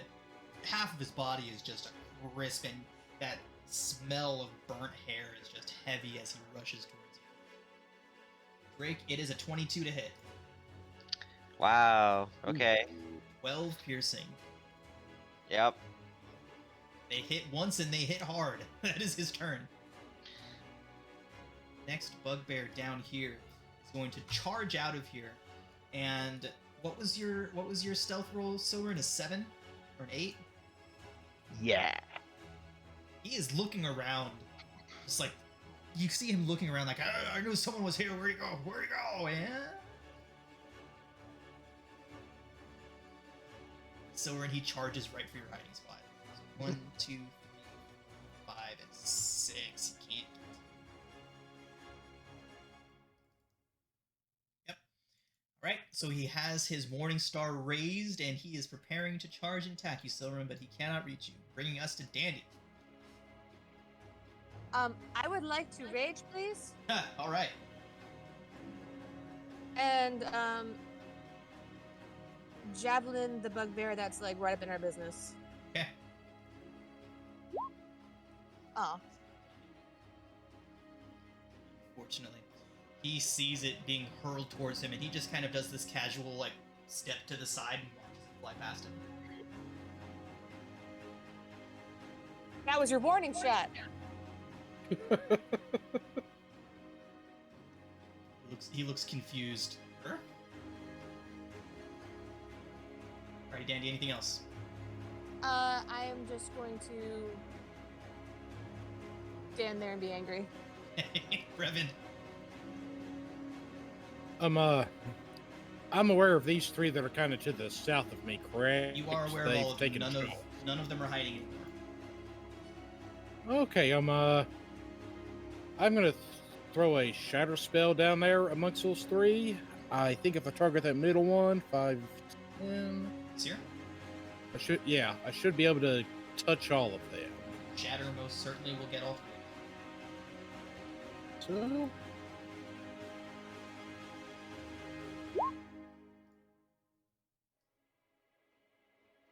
And they got to make a DC 15 save.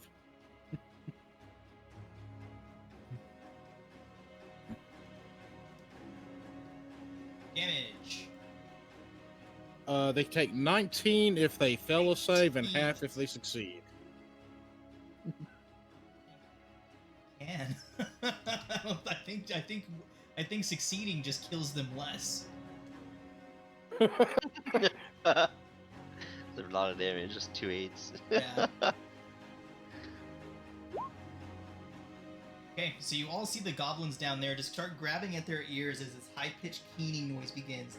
And as you guys watch, the 3 goblins just clutching at their skulls collapse down into the big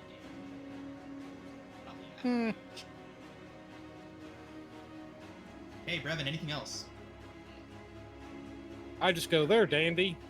They can't shoot you in the back this way. Thank you. All right, Silverin.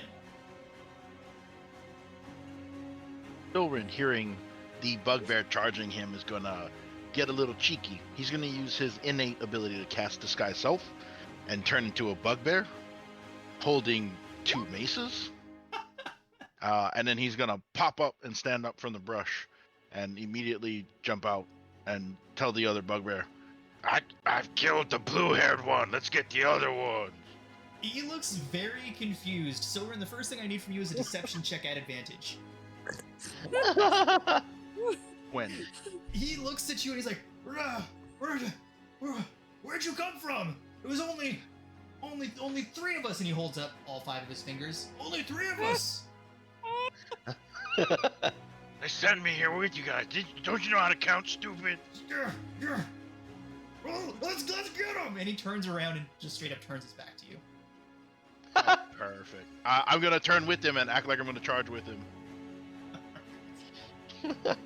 I'll end my turn. Horus.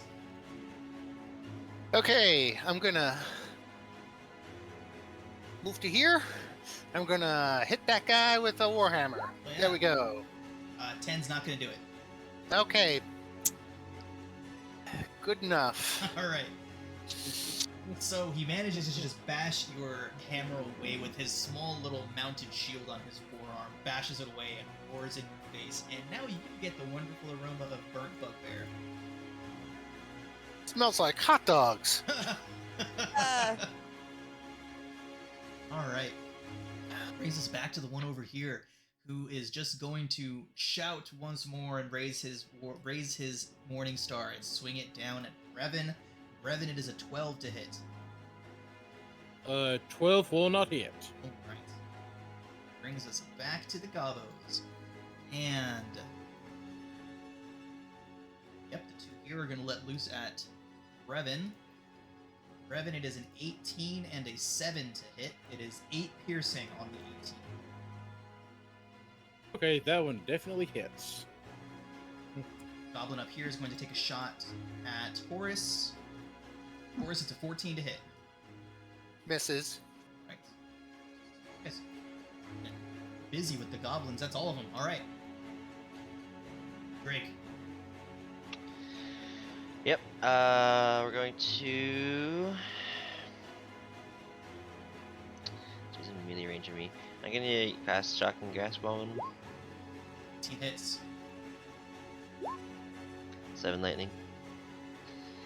The scent of burning bugbear intensifies, and this guy in front of you is just shaking, and you see his eyes go wide for a quick moment there, Drake, before he just goes completely limp and collapses in heat.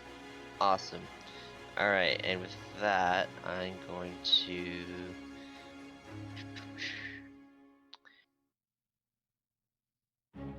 Your interception can you use once per turn? Is it like a reaction thing? Yeah, it's a reaction. Yep. Several. Alright.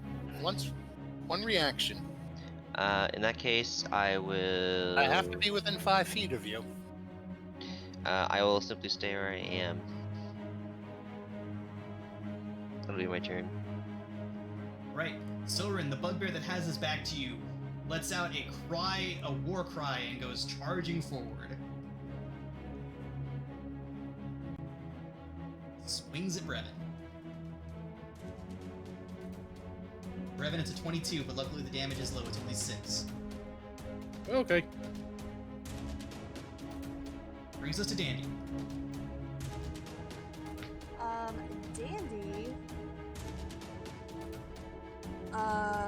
is going to. Can she, I guess, dismount from the cart and come around to these bugbears? Absolutely. Or she wants to hit him with an axe. So do you want to go like the long way around, or like? You can either take the long way around, or I'll say that you can go straight over Brevin and end up right here. Yes. You can go under. You can go over. Right. I would like to activate my Storm Aura as a bonus, Okay. and then smash the one right next to the horse with my hammer. I'm with my axe, please. Oh, come on now.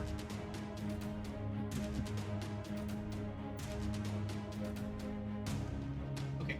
So what did we decide the DC is on that? It's 8 plus your proficiency bonus plus your con, so 8, 10, DC 12. Okay, so DC 12 dex for all three of them. Jesus. Can you roll the damage on that for us? I think it's 1d6. Right? Sorry. Yes.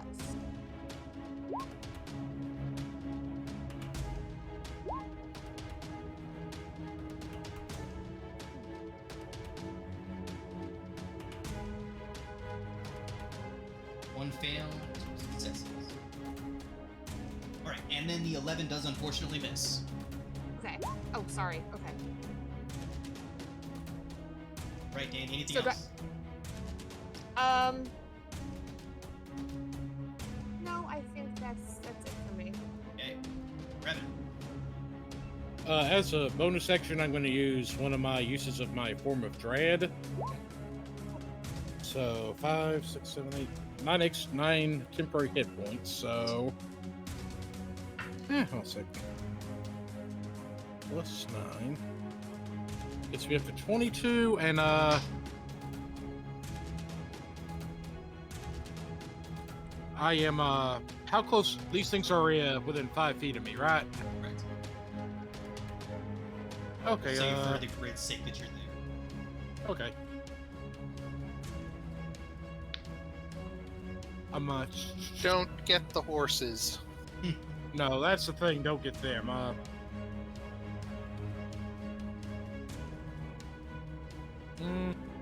Already used a bonus action, so what I'm going to do is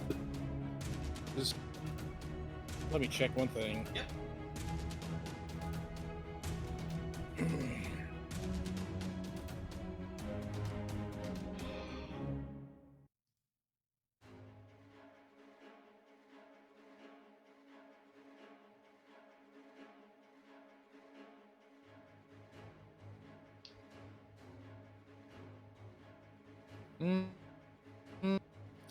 They're within 5. They're too close for me to actually start firing away at them, so I'm going to take a swing with the staff.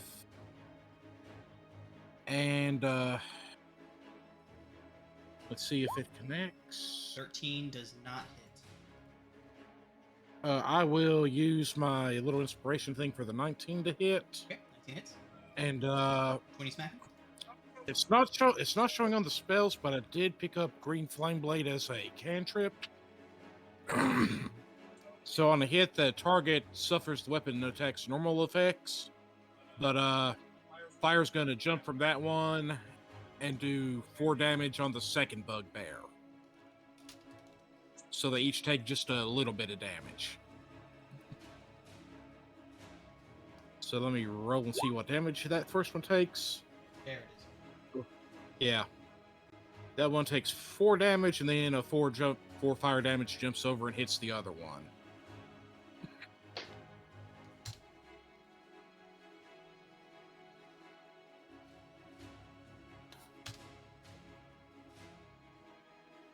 Not a huge amount of damage, but at least they both have a little taste of Hitting it. both of them. Right. Silrin.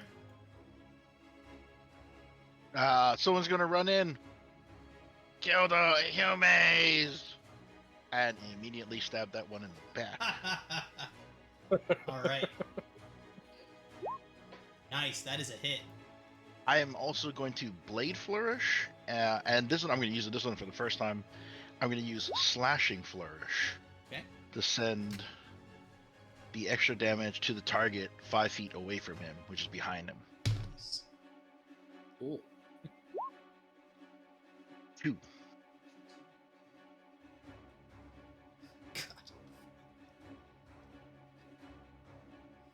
So Silrin, your blade penetrates the back of this bugbear, and he's like, "Oh!" And he turns, and he's like, "There's one behind me!" As the blade is jutting out from his gut, and then he kind of lurches forward, pulls the blade forward, and stabs this guy too. So it's 2 damage to this guy, and then the full 12 to the other one. Yes. And then he's going to bonus action use his offhand to stab the rapier into that one again. All right. 13's not. I'll inspo. Yeah, and that'll take him down. Silrin, how's he Yeah. die? Confused and That's a desperate. Just to be sure, it's only the 8, not the 6. Just yeah, the 8. it's still more than enough. Okay. And Soren will just say, "No, the humans killed another one." In case anyone was watching. Oh yeah, the one standing here definitely just saw you run his buddy through. Oh yeah, okay. I'll take 5 feet over his body so that in case they all come, we can hit them. Okay. But that's all So, for sure. do you have any distinguishing bugbear features that would distinguish you as a not bugbear to your friends? They see that I'm wearing gauntlets. Mm-hmm. Freaking yes. All right, Horus.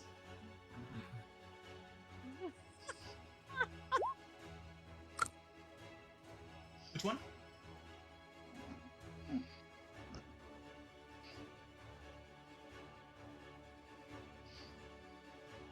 Andy, you appear to be muted. DC 13, Sacred Flame, 2 points of damage. The one 30 feet in front of me. Got it. Okay. Ooh, nuts. No. Does fail. Okay. 2 points of damage. Hey, for not having to move, it ain't bad. Okay. So, the one Done. directly. Oh, sorry, Horus. Was there anything else? No, done. Okay, got it. The bugbear that is surrounded by you guys is going to have this look of just confusion on his face, and he is just going to swing his Morning Star in a wild arc over his head, and that is going to hit Dandy. Let's see. Dandy, it is 20 to hit Oh yes. for 10 piercing, which your rage halves down to 5. Yes. I'm gonna laugh at him. Can I try to intimidate maybe or no? Sure, go ahead and roll intimidation check. With my laughter. He looks confused and kind of he's towering over you. Bugbears stand about 7'5", and he's like his own laughter booming out over yours. Okay, maybe I'm intimidated. I don't know. I'm angry. That's all. All right, that brings us back around to the goblins, and this one up here is going to take a short bow shot at Horus and miss horrendously. This one's dead. This one is going to, seeing Dandy right on top of him, he is quite scared of Dandy, considering how many of his compatriots have already fallen. So he is going to drop his short bow and draw his scimitar and take a swipe at her with a 13 to hit, which I know misses. Yes. And then the last one is going to take a short bow shot at Silverin. Silverin, it is only a 13. Oh, that misses. Right, brings us back around to Drake. We're gonna start with a simple firebolt at this guy. Oh, Ooh, that'll do it. Oh, horrible rolls though. so I don't know if that's enough to kill him. the firebolt streaks out and strikes this goblin square in the chest, and he looks down. Has that thing where he kind of just like touches the hole, looks at the chart, looks up at you, and then just falls back. I'll take it. Alright, let's see. If a target is feared, they have to spend their turn running away from me, They even if cannot it move broke up. closer to you. Yes, but if it's already engaged in melee, can it stay in melee or does it have to run away? Right, creature has disadvantage on ability checks and attack rolls while the source appears within sight. Creature cannot willingly move closer to the source of its power. So there's certain fear effects that say the creature is frightened, and while frightened in this way, so on and so forth, it'll add additional effects on, but that's the base. Right. So okay, so basically you would just have disadvantage. Cool. I'm not gonna waste that though right now, so pass. Have living bugbears. Andy, we're back to you. All right. The goblin that's directly behind me that took a swing at me, I would like to hit him with my axe, please. All right. He most certainly is. Do I have to activate the Storm Aura, right? As a bonus action, yes. Okay, so I'm gonna bonus action that Storm Aura, so he gets zapped on the way. Let's go ahead and roll your damage for the axe first. Oh, sorry. So, 10 just absolutely cleaves this guy right in half. Like, he does the whole cartoon, both halves falling in other directions as he goes down, and then your Storm Aura crashes down, and this bugbear will have to make a save. Fails horribly, taking another 5. Awesome. Alrighty, anything else?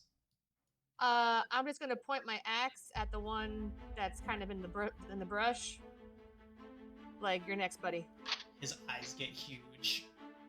And he This just, would be a good time to run. Yeah, he kind of just ducks down into the shrubs. Alright, Brevin. As a bonus action, I'm going to cast the cantrip Shillelagh on my staff. Okay. Then I'm going to swing the quarterstaff at this one in front of me, since I'm too close to... I'm so close that I have disadvantage on any distance spell. 9 isn't gonna do it. It should be, That's counting wrong, because with Shillelagh, it should be... Would an 11 hit? 11 would not. Oh, wait. Hold on a second. Yeah. Hold on a second. That was... 5 to that. It would be 14. Oh, so 14 still total. wouldn't get there, unfortunately. Okay. That's fine. Okay. And I think that's all I got, since I used action and bonus action. Bugbear Silrin. I'm going to try and finish this bugbear because he's the one that saw me kill his friend.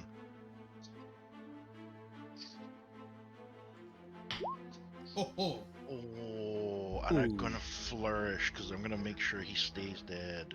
14. I'm gonna use defensive flourish in case the other one tries to come after me. For 2. 2 was literally just... Okay. Alright, Silrin, how does it go down? I just sort of like... Can I stab him under the brush so that this goblin doesn't really see it? I don't know if it can, but I'm gonna hide it and try and like stab him quietly. Does that make sense? No. The bugbear shrieks in pain. Oh, you ruined it. That's fine. That's fine. And then as my bonus action, I'm going to try and keep the ruse up. I'm not sure if it's going to work. I'm gonna be like, oh no, don't, shockingly small lady, kill us all. And with a bonus action, I will use courage and heal Dandy for 10. You. Oh, sorry, 9. The blade flourish was still on. 9. No problem. I'll take Okay. That is going to bring us to Horus.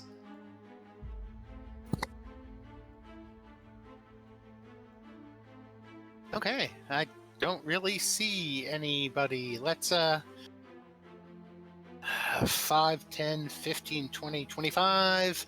Do I see this one? You do. He is like popping his head up out of the brush. His eyes are huge, and he is just like looking around in a panic. Yeah.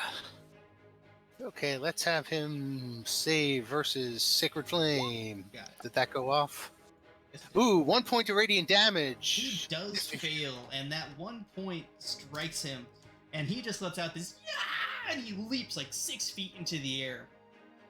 I didn't know goblins could fly. Oh, those are the best kind. Alrighty, Horus. Anything else?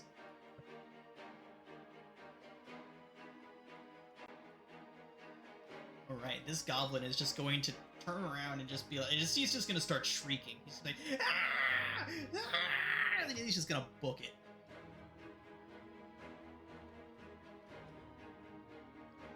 Bonus action to dash. Use his action to dash, I'm sorry.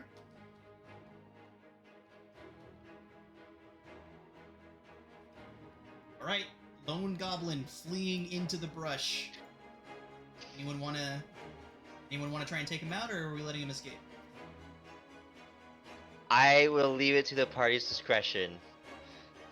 I am not killing any more goblins. Drake's like sighting on him, like, am I green? Is it green? Can I green? Right. Anybody else Why wanna do we try and always take him have down problems as he with escapes? goblins? So, still shrieking his terror into the sky as he runs, you guys can hear him for several minutes as he just continues to run farther and farther away, screaming in fear. Brevin just looks at everyone and says, "So, do you think he's going to get out of earshot first, or do you think he's going to scream himself hoarse first?" How would we know? I don't know. If a goblin screams in the forest and no one's there to hear it, did he really scream? If Wow. if I secretly sent a firebolt and no one saw it and it killed the goblin, would anyone really know? Alright,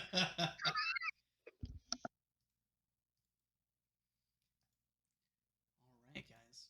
So, night is fast approaching as you all make your way towards Russelantar. You made your way about halfway there, but you are now presented with a choice after this attack. Well, first off, let's get down to brass tacks about that Goblin Ambush. Can somebody please roll me a d20? First one that hits the board is the one we're going to use. You guys find a grand total of 5 GP worth of valuables. We'll just say between trinkets that they had stolen, little bits of that. You're apparently having a rough time of it. Not as rough as they had today. They had like morning stars or something. They did, in fact, have morning stars. They're functional, but as far as value, they're next to nothing as far as these things are crudely constructed. But yeah, if anyone wants to take a Bugbear's morning star, you're more than welcome to. Bugbears had morning stars, goblins had short bows and scimitars. And what? Scimitars. Oh. Because I could forge those as raw materials into other things. Yeah, Mhm. you could. That is a valid use of that. And since you guys have a cart, you don't have to worry about your carrying weight nearly as much. If he wants to gather them, Horus, we will.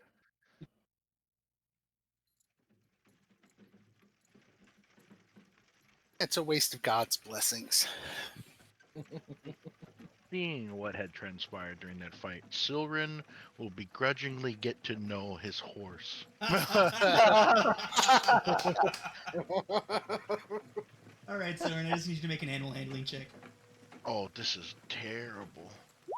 Hey, Oh. nice. Oh, So that is a success on your first one, Soren. Tomorrow you can try to make another one. All you need is 2 successes. Yes. And you're bonded with I Horus. would like to talk to it like an adult talks to a child. Like, we don't do these things, right? I'm on top of you. Don't throw me off.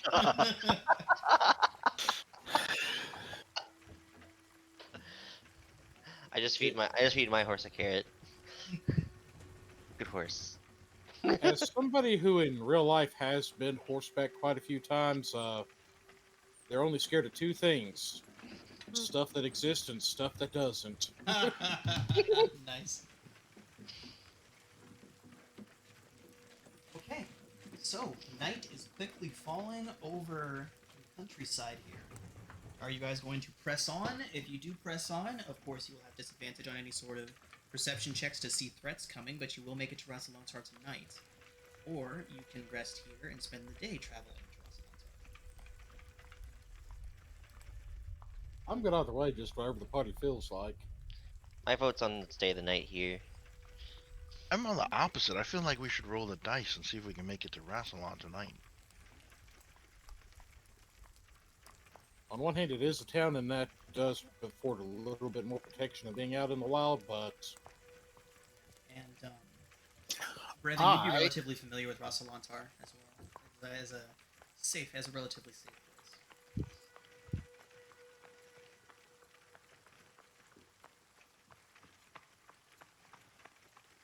What do you think, Dandy? I'm cool to roll to see if we can get there. Okay. We'll just try and see what we can do then. Go ahead and see that D20 hit the. Nice, Danny. That's not always a Oh. good thing. I like to keep you guys on your toes, so whenever I have you guys roll for encounters, I already have an arbitrarily picked set of however many numbers. Like if the book says on a roll of 15 or higher, it's like so 15, 16, 17, 18, 19, and 20. I will arbitrarily change that to a roll of 5 to 10, so you guys will never actually know. Nice. Did I do good? You guys managed to get through the first few hours of the evening uninterrupted. And as you guys make your way farther through the nighttime, Oh crap. you do arrive at Russell Lontar safely. Oh. So, Russell Lontar. A lot of travelers have come upon the quiet village of Russell Lontar and taken comfort in the soft beds and rich ale of the Sleeping Dragon Inn. It is a cozy roadside inn. It's surrounded by walled farms, grazing sheep around the town, and there's actually a ruined keep. You guys would see it silhouetted against the moonlight not far away.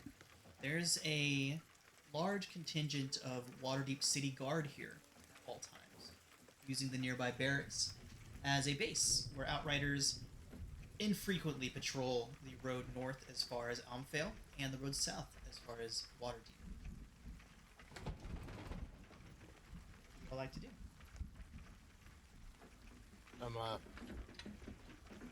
I would say probably the starters get a room at the inn and get the horses taken care of.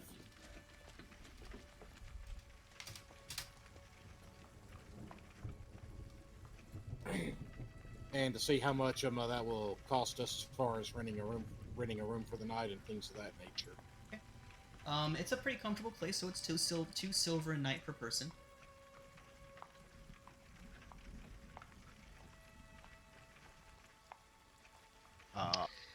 Can I misty step to the roof and sleep on the roof under the stars?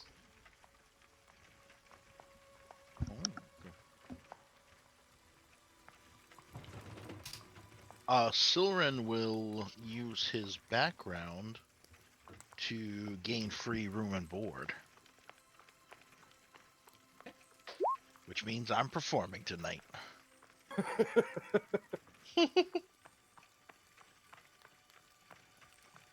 Oh, perfect. Yeah, at the Sleeping Dragon.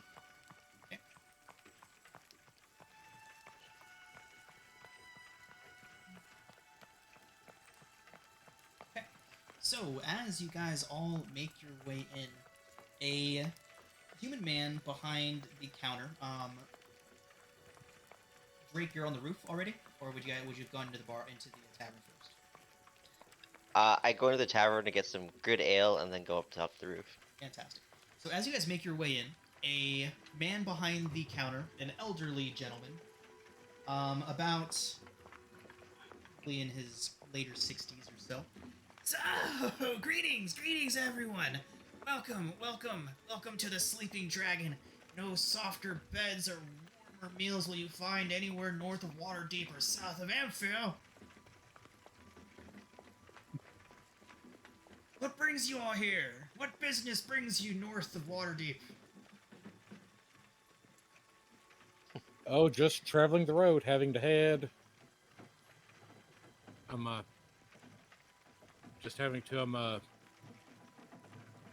Just looking into a few little problems and stuff occurring on the road, and with some of these giants running about. Oh, I'm sure. A group such as yours, look at you, so finely armed and armored, ready for battle and adventure. On some sort of official business, are ya? Very much so. We're investigating some of the occurrences of said giants and are under contract at the moment. Ellie, under contract? Sounds official. Under contract with who? I believe it's the Lord's Alliance that is hiring us at the moment. You don't say now. By the gods, the Lord's Alliance is our bread and butter around here. You keep your coin, keep your coin. You all stay for free tonight. Yes, you do. You do not have to pay a dime here. Lord's Alliance. Ha! By the gods. Here, I'll show you to your rooms. Can I roll an insight check? Just Yeah. because my character may be a little suspicious. Sure. Oh. I will give him advantage on the insight check. Assist. I will assist, yep. Okay.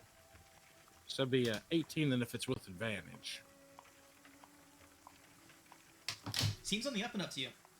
He does not seem to harbor any ill intention to you. Okay. That's quite generous. I'd like to still at least perform. That way we can at least offset your losses a little bit.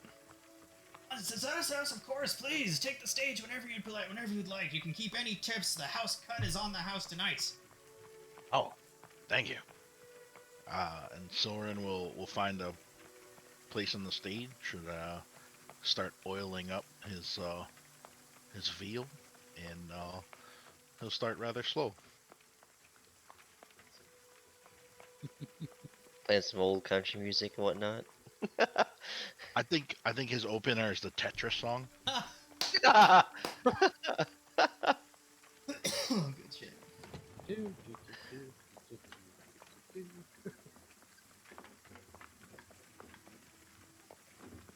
So, as Silrin is performing common room, Yandral would begin showing you all to some very nice rooms. Brilliant. They have large 4-poster beds. There's a set of 4 of them upstairs. They are all currently empty. Shows you all inside, and again, just super gracious about the Lord's Alliance, and just very, very happy to have you all.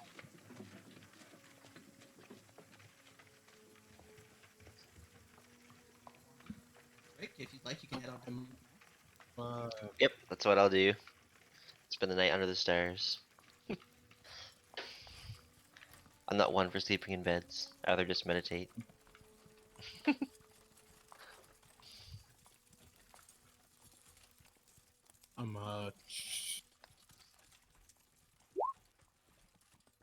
Yeah, You guys don't trust this place, huh? Oh, it's actually just what I can do as a ritual. I just kind of figure, Might as well. considering my character kind of gained his magical abilities by something trying to rip out his throat with its teeth, he's probably a tiny bit more paranoid than some.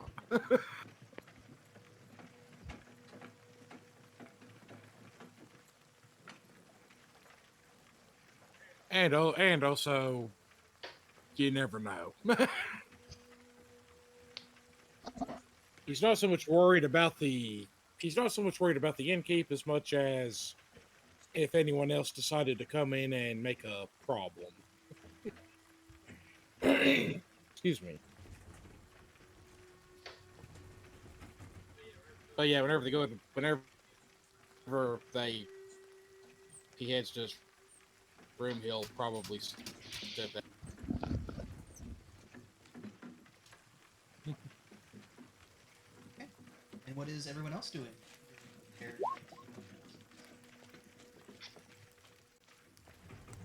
It's not my best performance.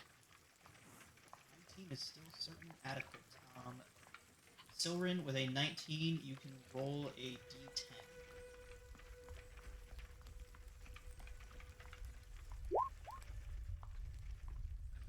You do earn 8 GP. That is over the course of the entire evening. Every little bit helps. Mm-hmm.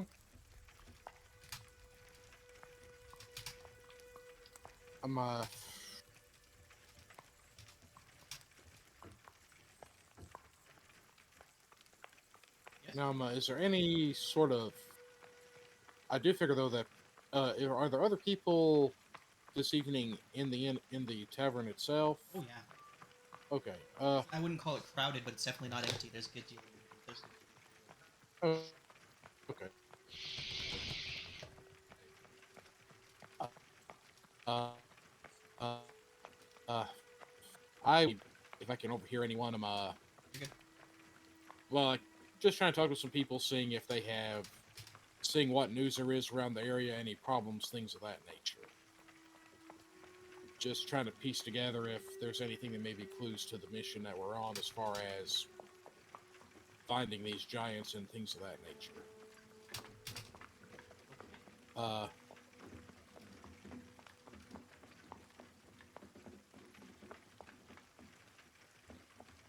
Alrighty. Go ahead and roll a charisma investigation check. So what that means is you roll a charisma check, and if you have proficiency in investigation, you can add your proficiency. Okay. Oh, a sec here. No, it's a saving throw. I just need a charisma check. And I get to add 4 to that since I'm proficient in investigation, so 23. Okay, good stuff. Okay, so with a 23, you would hear a few things.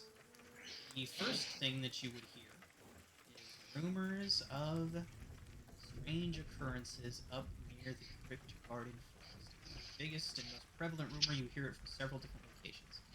Now, one thing that you hear is that bandits are waylaying people along the road between Red Lark and Westbridge.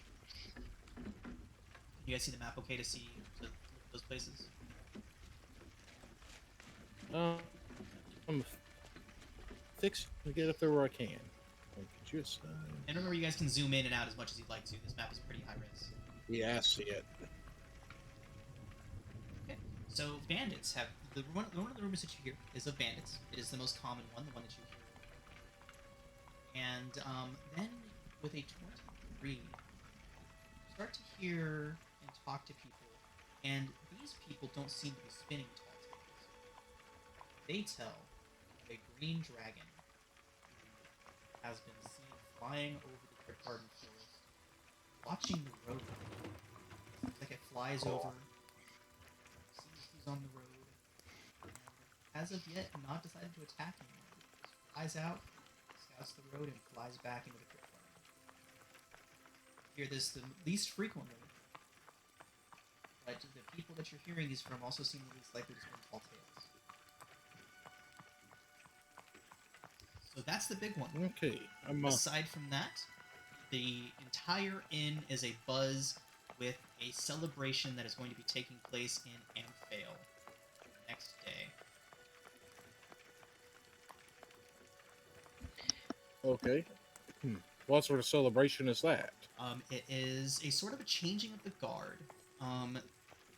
Most people are unfamiliar with the traditions of Amphale, but they do know that they change leadership, that the person in charge changes every and changes on a consistent timetable. I believe it's once every 6 years. And when it does change, they throw a huge party, and this is to be one for the books. The man who is going to be taking over, is a rather eccentric individual, and even on the most mundane of occasions, he is known to throw some rather raucous shindigs. And this occasion being him becoming the new leader of this place, it is rumored to be there's rumors that they have over two dozen boars being sent into the town. Just enormous amounts of food and wild. A huge feast is to be had. It will be one for the weeks. Brevin is just thinking if they make it there in time, that might be a good place for our sword bard to make a little bit of extra money.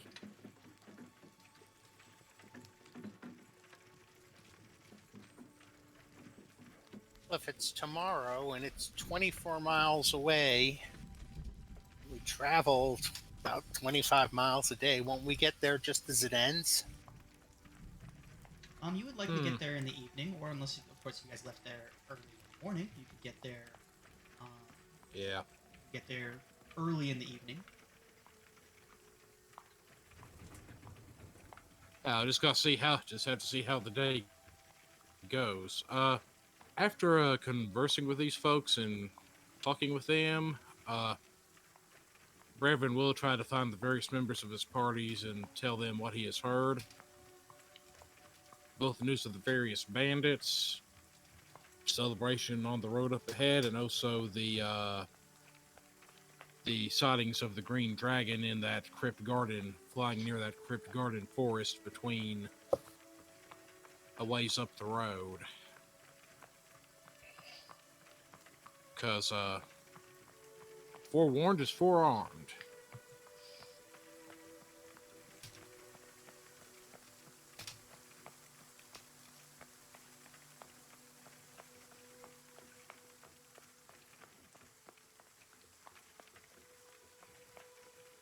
And though I do think he probably would also ask Drake if, considering he's of an order that has something to do with various dragon kind, if there is any sort of stuff that he might know about this emerald dragon. Sure. I can put a ping to some of the other sorcerers, and that's like I do every night, and see what kind of activity's been going on. Get like a little update, like I usually do every night, seeing if there's anything to know about. So, Brevin, you went outside and kind of called up to Drake? Yeah. Probably just walked up the wall and chatted with him, then walked back down. Right, you have that. You have the climb speed. You can just walk up the wall. Awesome. Wall, ceilings, whatever. I'll start asking if anybody's ever fought a dragon here, like in our little group. I will tell tales of how I fought a dragon. Brevin is just, considering I'm still alive, no, I have not. Okay, so, Drake, why don't you go ahead and make a history check at advantage? Okay.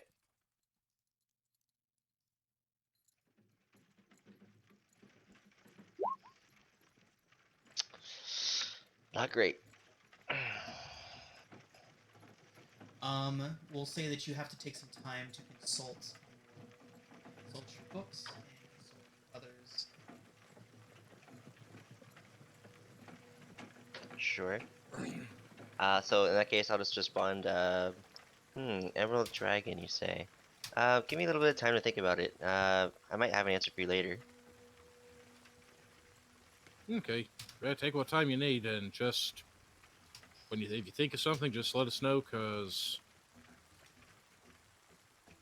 well, if this one is associated with your group, I don't want us to accidentally get into a fight or get crosswise with it if we can avoid it.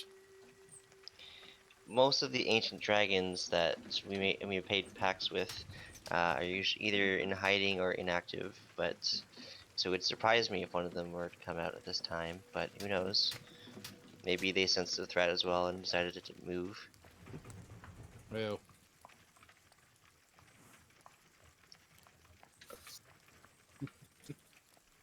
I'll return back to my meditating and speaking with the others.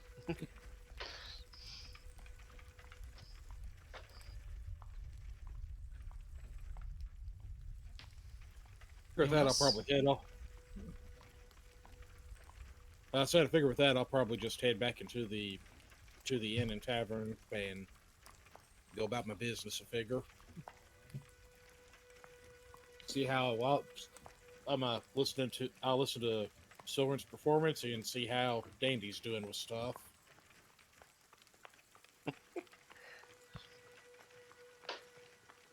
making sure that just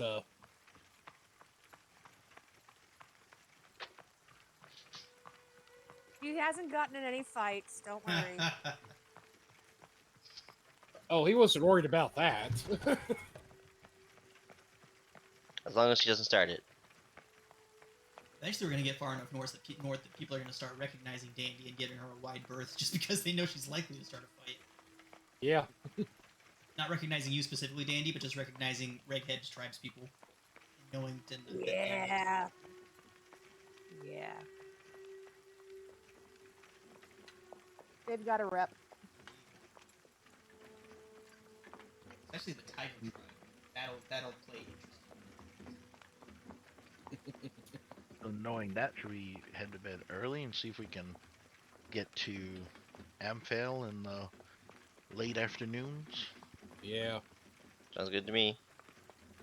Sounds like a plan. So I'll go ahead and take a long rest.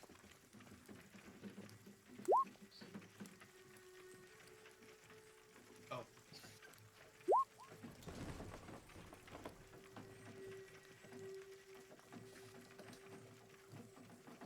Would drop your stuff. Is that real quick?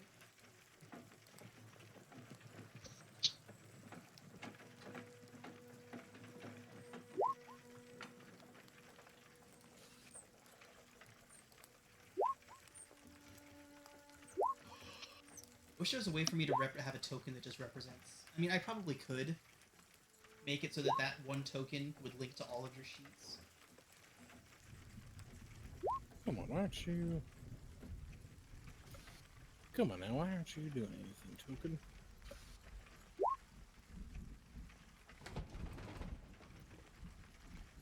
Why aren't you letting me select you? Well, mine's apparently decided not to allow me to select it. You might still be on the measuring tool. That's what mine. Ah. Oh.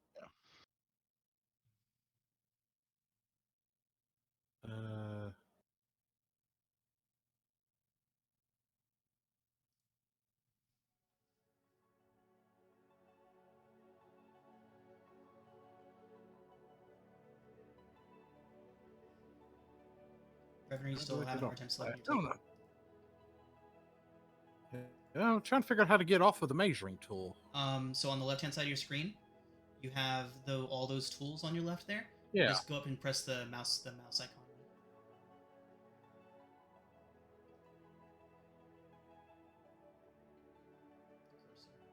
Well, now I know how to get onto the measuring tool. Well, this does not seem to be working. Huh. Alright, I'll just go ahead and... Eh. Right there. Just use that token. Is that working? Yeah. Let me check right quick. No, it is not.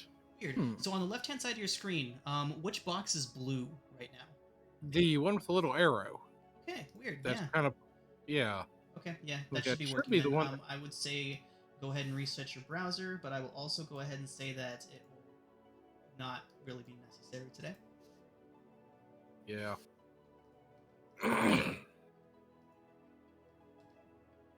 So, leaving at dawn, are y'all? Or before dawn? How early do you guys want to leave? I mean, you guys got here relatively early in the afternoon. I mean, you guys got here late at night because you traveled straight through the night. So, Yeah.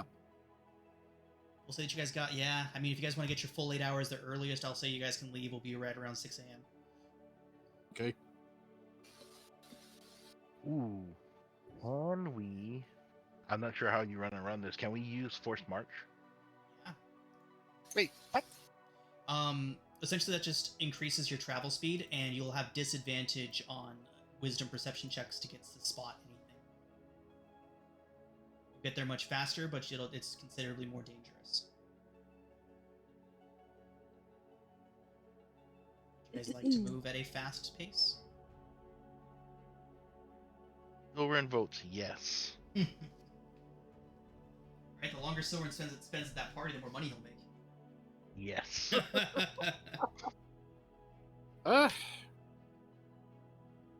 yeah, if you I guys don't ever just mind. want to check that out, you can check out the travel pace rules in the player's handbook. So yeah, you get a -5 penalty to passive perception scores to see threats that are up on the horizon and everything. But you can then move 30 miles in a day instead of 24. So that would put you guys at Amphale probably right around 3 o'clock in the afternoon.